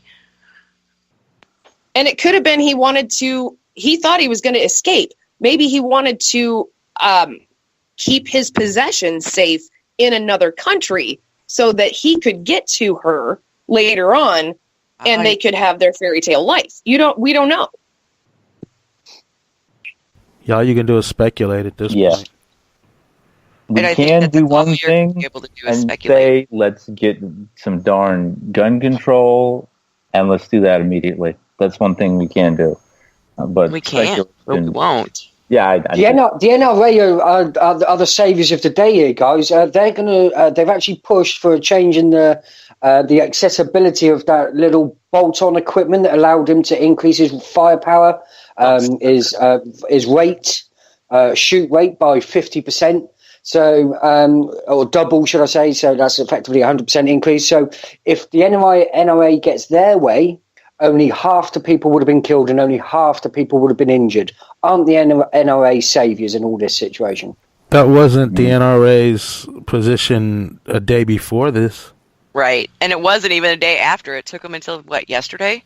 Yeah, and they also are pushing for silences now. So imagine if he did it and nobody heard anything. At night? Jeez. People just start dropping and sparks flying off whatever the bullets are hit. Imagine that. That's what the NRA wants. The head of the executive director of the NRA. He's tweeting out on October 5th, yesterday. I'll be on Tucker Carlson or Carl Tuckerson or whatever the hell his name is to discuss, the Las Vegas shooting. That's just like having two people in a basement smoking meth to have a discussion. You're the head of one of the biggest organizations in the country. You're going to go on some white supremacist network that it's been proven more than half of what they say is false. That is where you're going. This horrible thing happened. You're the NRA. You're Gun Central. You're going on Tucker Carlson. Well, Wayne LaPierre is a fucking piece of shit, and I don't think we should even bother wasting our breath on him. I'm just saying this is the NRA. This is the National Rifle Association. This is what they are. This is who they are. And they've bought and paid for their power. Oh yeah, Paul Ryan, $171,977 last election cycle. Is that this year? It was during the last, according to Politico, it was during the last, I think it was the last election cycle. Okay, like the 2016 election campaign? Yeah. Election campaign? Yeah. Did I just fucking say that? Really? Oh, wow. Can I just read something out, guys? Something just come across my timeline. I've never seen this person before. They're called Solomon Giorgio on Twitter.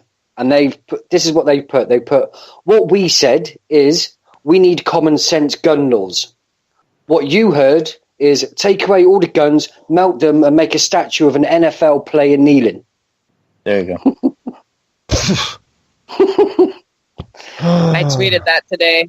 I saw that. I tweeted that today. That's hilarious. It's just like, perfect. That's exactly what I've been saying. The propaganda from the NRA has wormholed its way into these people's brains, and they can't see past, you're going to take my guns, my guns, my guns, my guns, That's not what I want from you. Like I said, I hunt. I have shot lots of guns. I don't mind guns. I wouldn't mind having a 22 to go and hunt deer, but that's what I want it for, is to feed my family, not to hurt somebody. There's a marked difference there, Well, I mean, you have to extrapolate that. Don't take away my penis. Don't take away my manhood. Don't take away my fragile self-worth. And we're attacking their football at the same time. So it's a double. Exactly. Yeah, my guns and my football. Just can't I have my guns and my football? Please leave me alone. Don't politicize everything. I want to stay asleep. Even though there are teams that are inherently racist playing every Sunday, even this past Monday night, one of my friends said the Racist Bowl is happening, Kansas City and Washington. Oh, fuck. The American hypocrisy. It's absolutely ridiculous. Yeah, it was hard to live in D.C., you guys. I'll tell you that. Real hard. But you didn't shoot up a place with an assault rifle.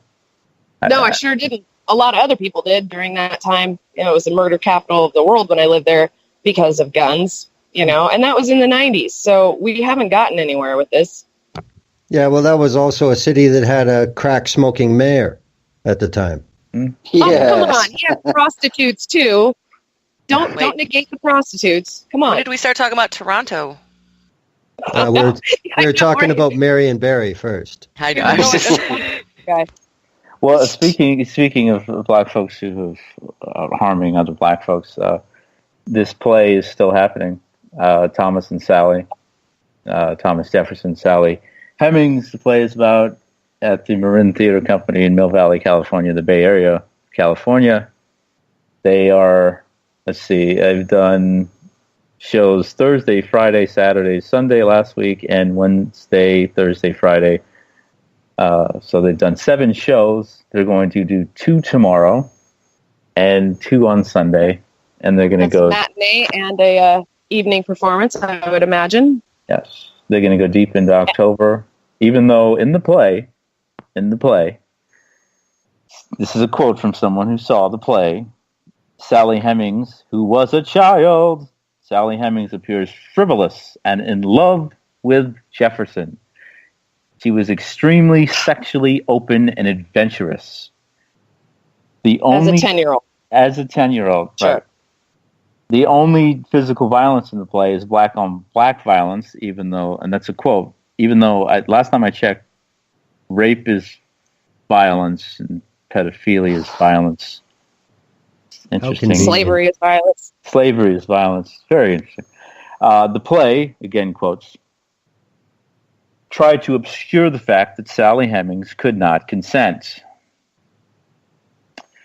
Again quoting, about 10% of the packed house were people of color. Audience responses were from white members who enthusiastically praised the show, much like they praised Triumph of the Will or Birth of a Nation or Seinfeld. Ugh. Can I also point out that this county in particular is full of, quote, woke white folks? You won't find a Republican in sight. These are your Bay Area uber liberals, okay? These people have lots of money, and they are your, quote, white liberals. However, they're just fine with things like this. Yeah. Just fine. Remember just like that. They were fine with, Hillary Clinton. Just like they were fine with the crime bill. Just like they were fine with LBJ, on and on and on.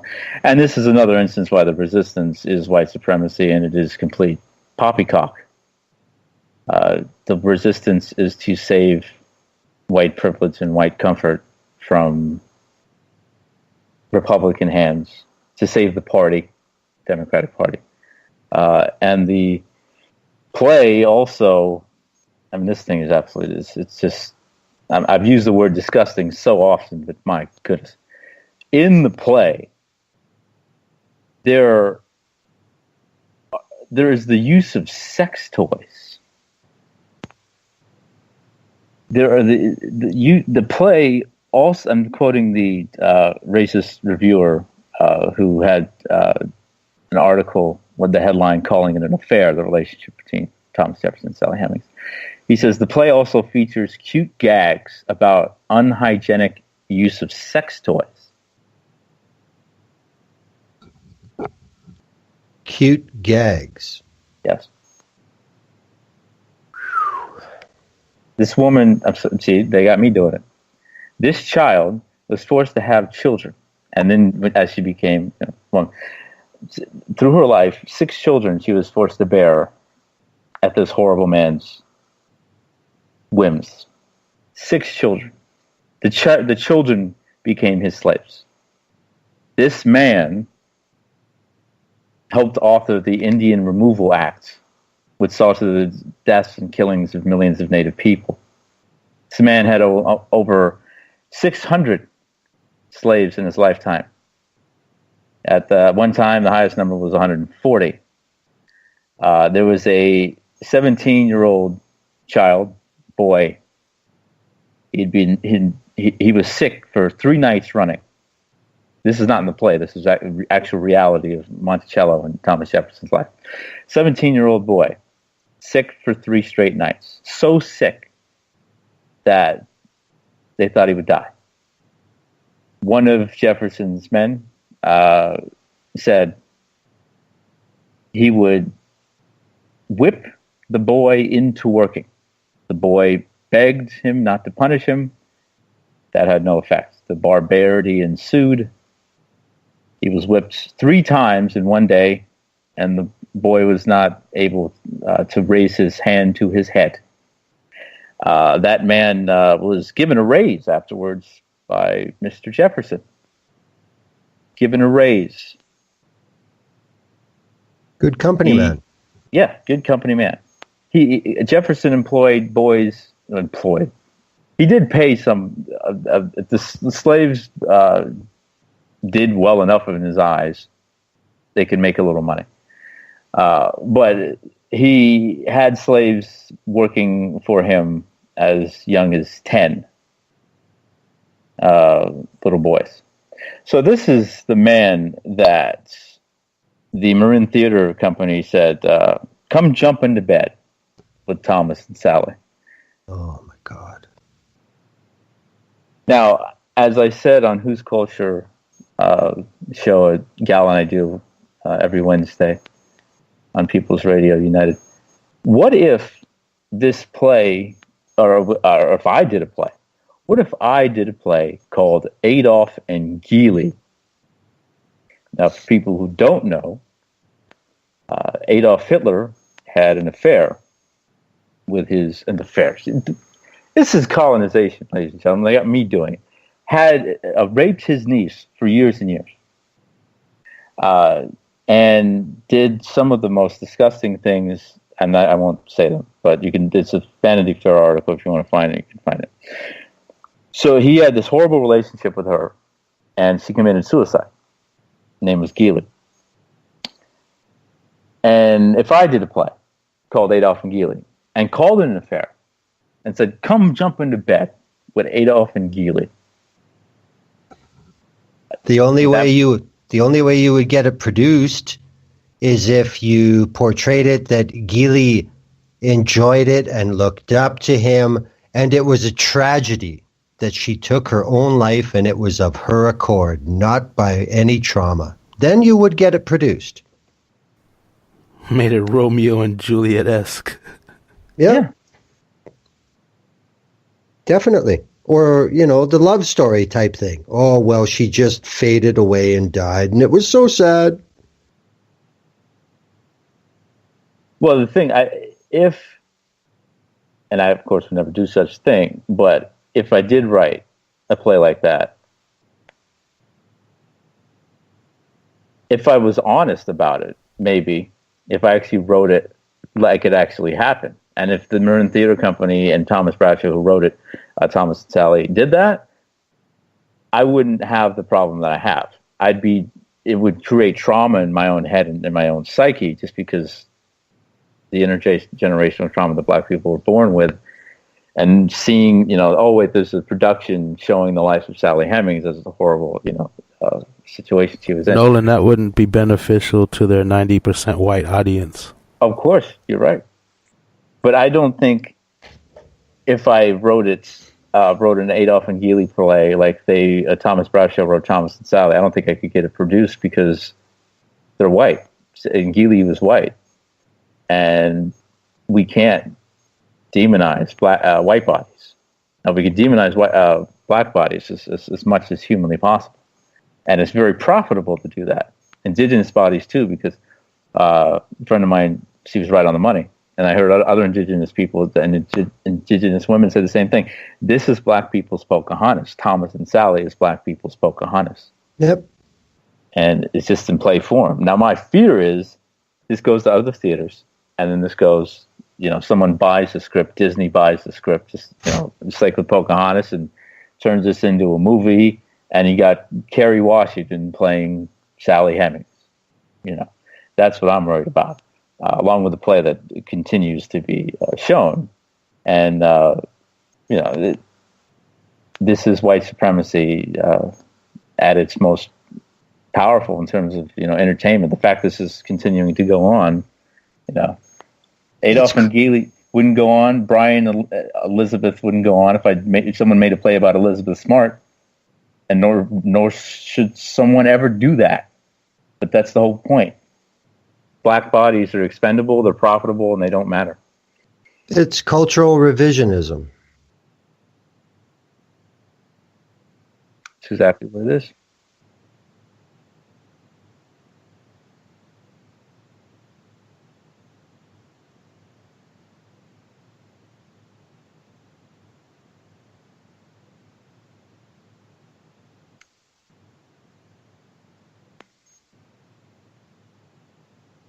Mm-hmm.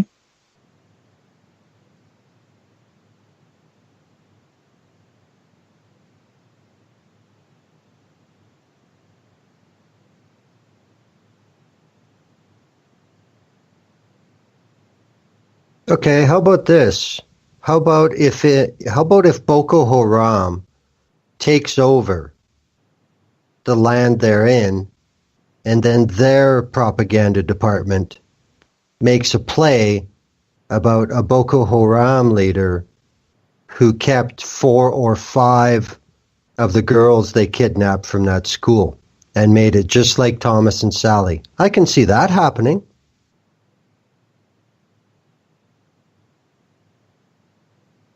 Because you're demonizing the non-believers. Somebody. Yeah. Them.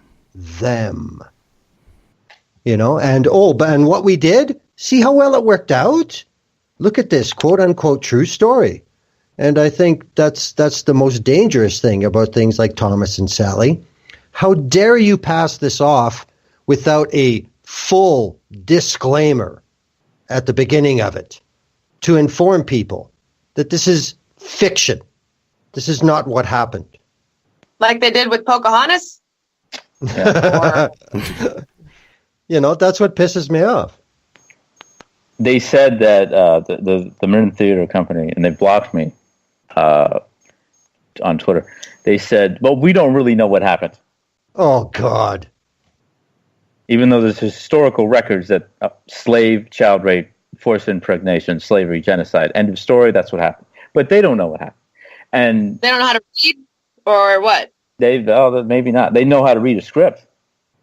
They know how to pay for a script. But how old was Sally Hemings, Nolan?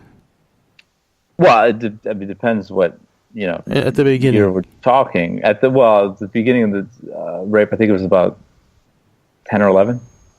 Okay. How old was Thomas Jefferson? Do you know? In his 40s. Okay. Well, make a love story about a 10 or 11-year-old girl that you own as your property, or that you have kidnapped. You know what I mean? Like you said before. And a 40-something-year-old man having a loving, cool relationship with her. Would those same people be cool with that? No. Mm-mm. But then they take that actual story and they turn it into something that's all bullshit, and then they block you for telling, hey, this is offensive and racist. What about, like... They say about 14 years old. About 14 years old. But keep going here. Sorry. Cool. Make a movie about any. Go ahead. I was just going to say, any of these women who were held by some of these crazy dudes for years, but people who were kidnapped, the only one I could think of was J.C. Duggart, and she's a lot older, but even her, how about a love story between her and her 58-year-old captor who held her in a basement for years? I tweeted that to Marin, and they blocked me. They hadn't blocked me yet like I thought, and I tweeted them that, and they blocked me.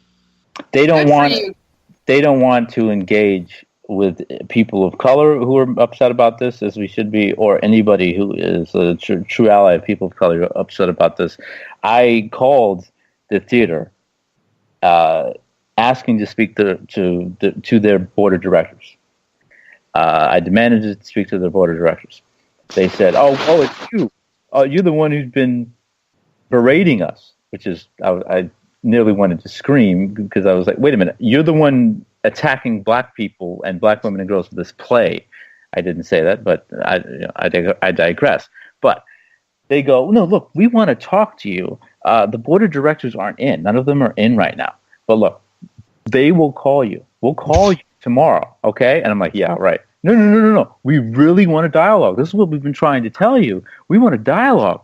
So I talked to some black women, some of them my friends, and I asked, could I, tomorrow, they said they're going to call.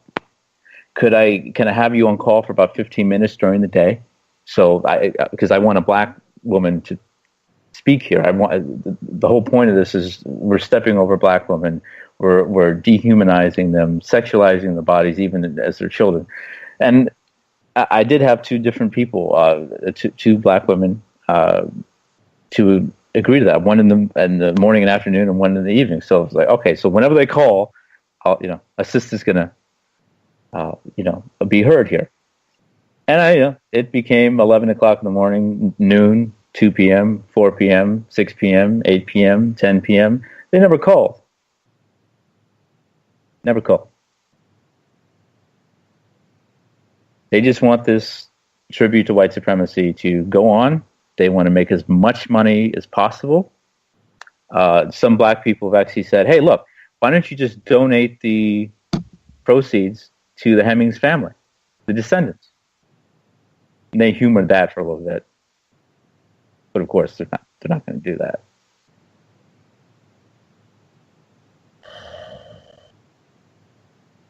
The institutionalized degradation that is based on the whims of the power and the money is the real evil in all our societies. And there are those that would say this is the human condition.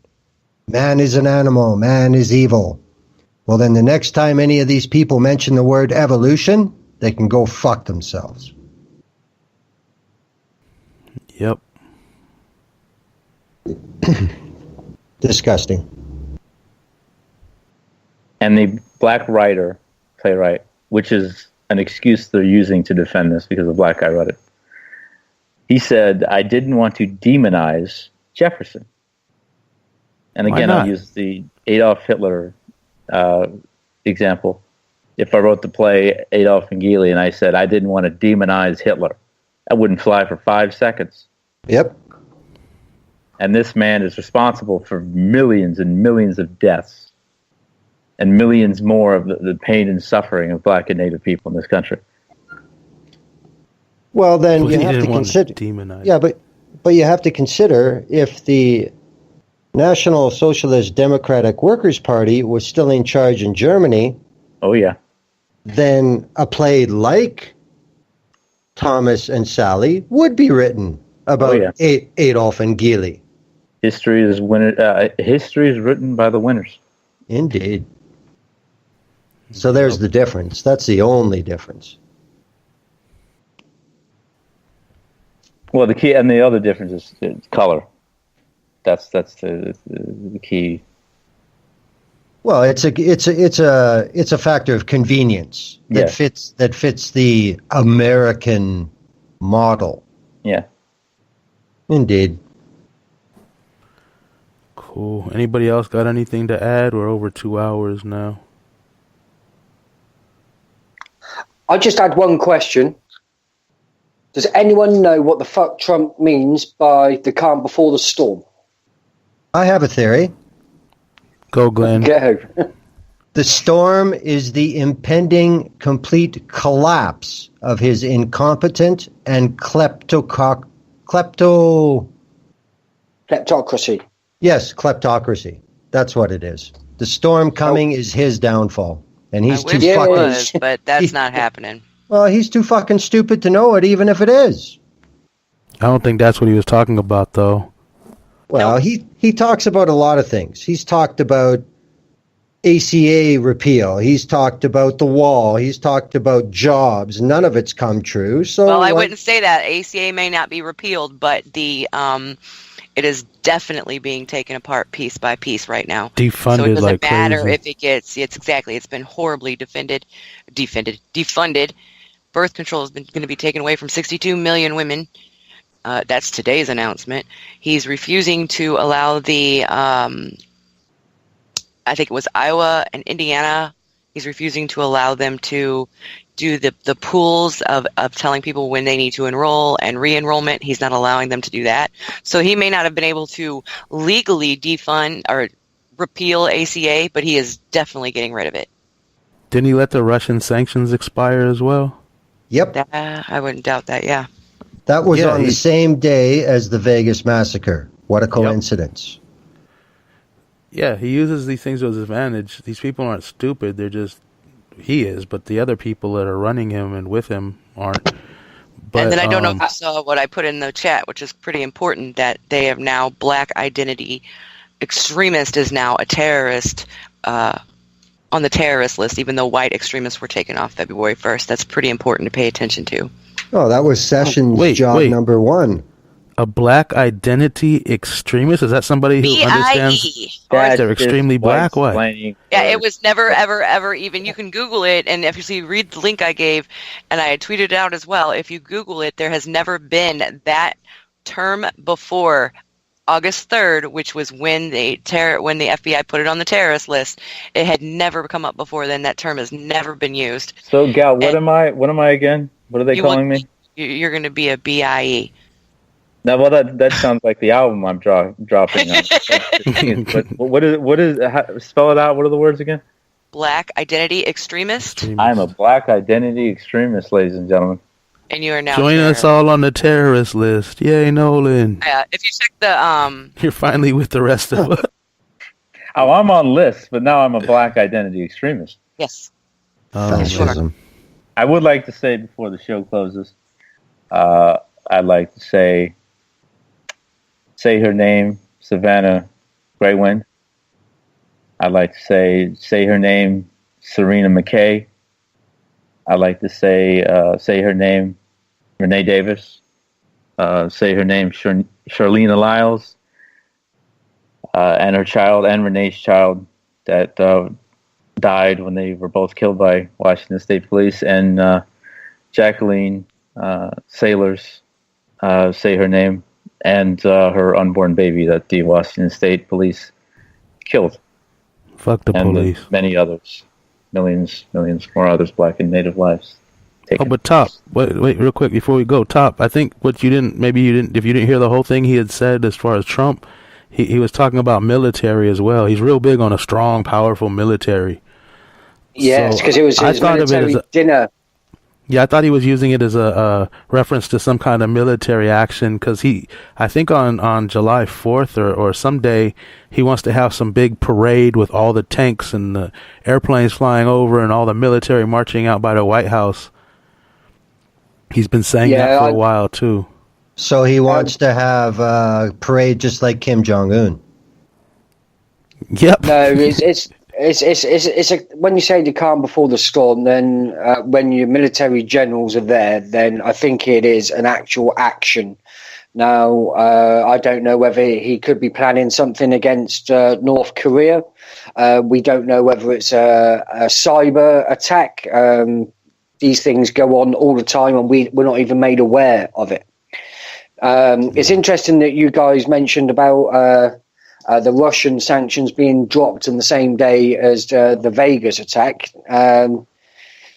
There's lots going on at play at the moment. I know some people don't like the term deep state, but you guys do have a military complex that gets up to all sorts of fuckery. Now, personally, I wouldn't leave anything off the table. Well, to be serious, I think the calm before the storm refers to Trump withdrawing from the Iran deal. That's not necessarily a military reference. Does he think a war will come of it? It's a 60-day waiting period before for Congress to make a decision. He's just not certifying the deal, is effectively what that means. That's not necessarily a storm by anybody's standards, is it? Well, where do you think this Yahoo's going to take it, though? Yeah, but there's that. You just don't know. Stay tuned. Fun and games. Yeah. So, yeah, I guess we'll wrap it right here. We'll be back next week. Thank you, guys. It was another good show. Great, awesome show. Thanks. See everybody next week. Thanks for listening. Cheers, guys.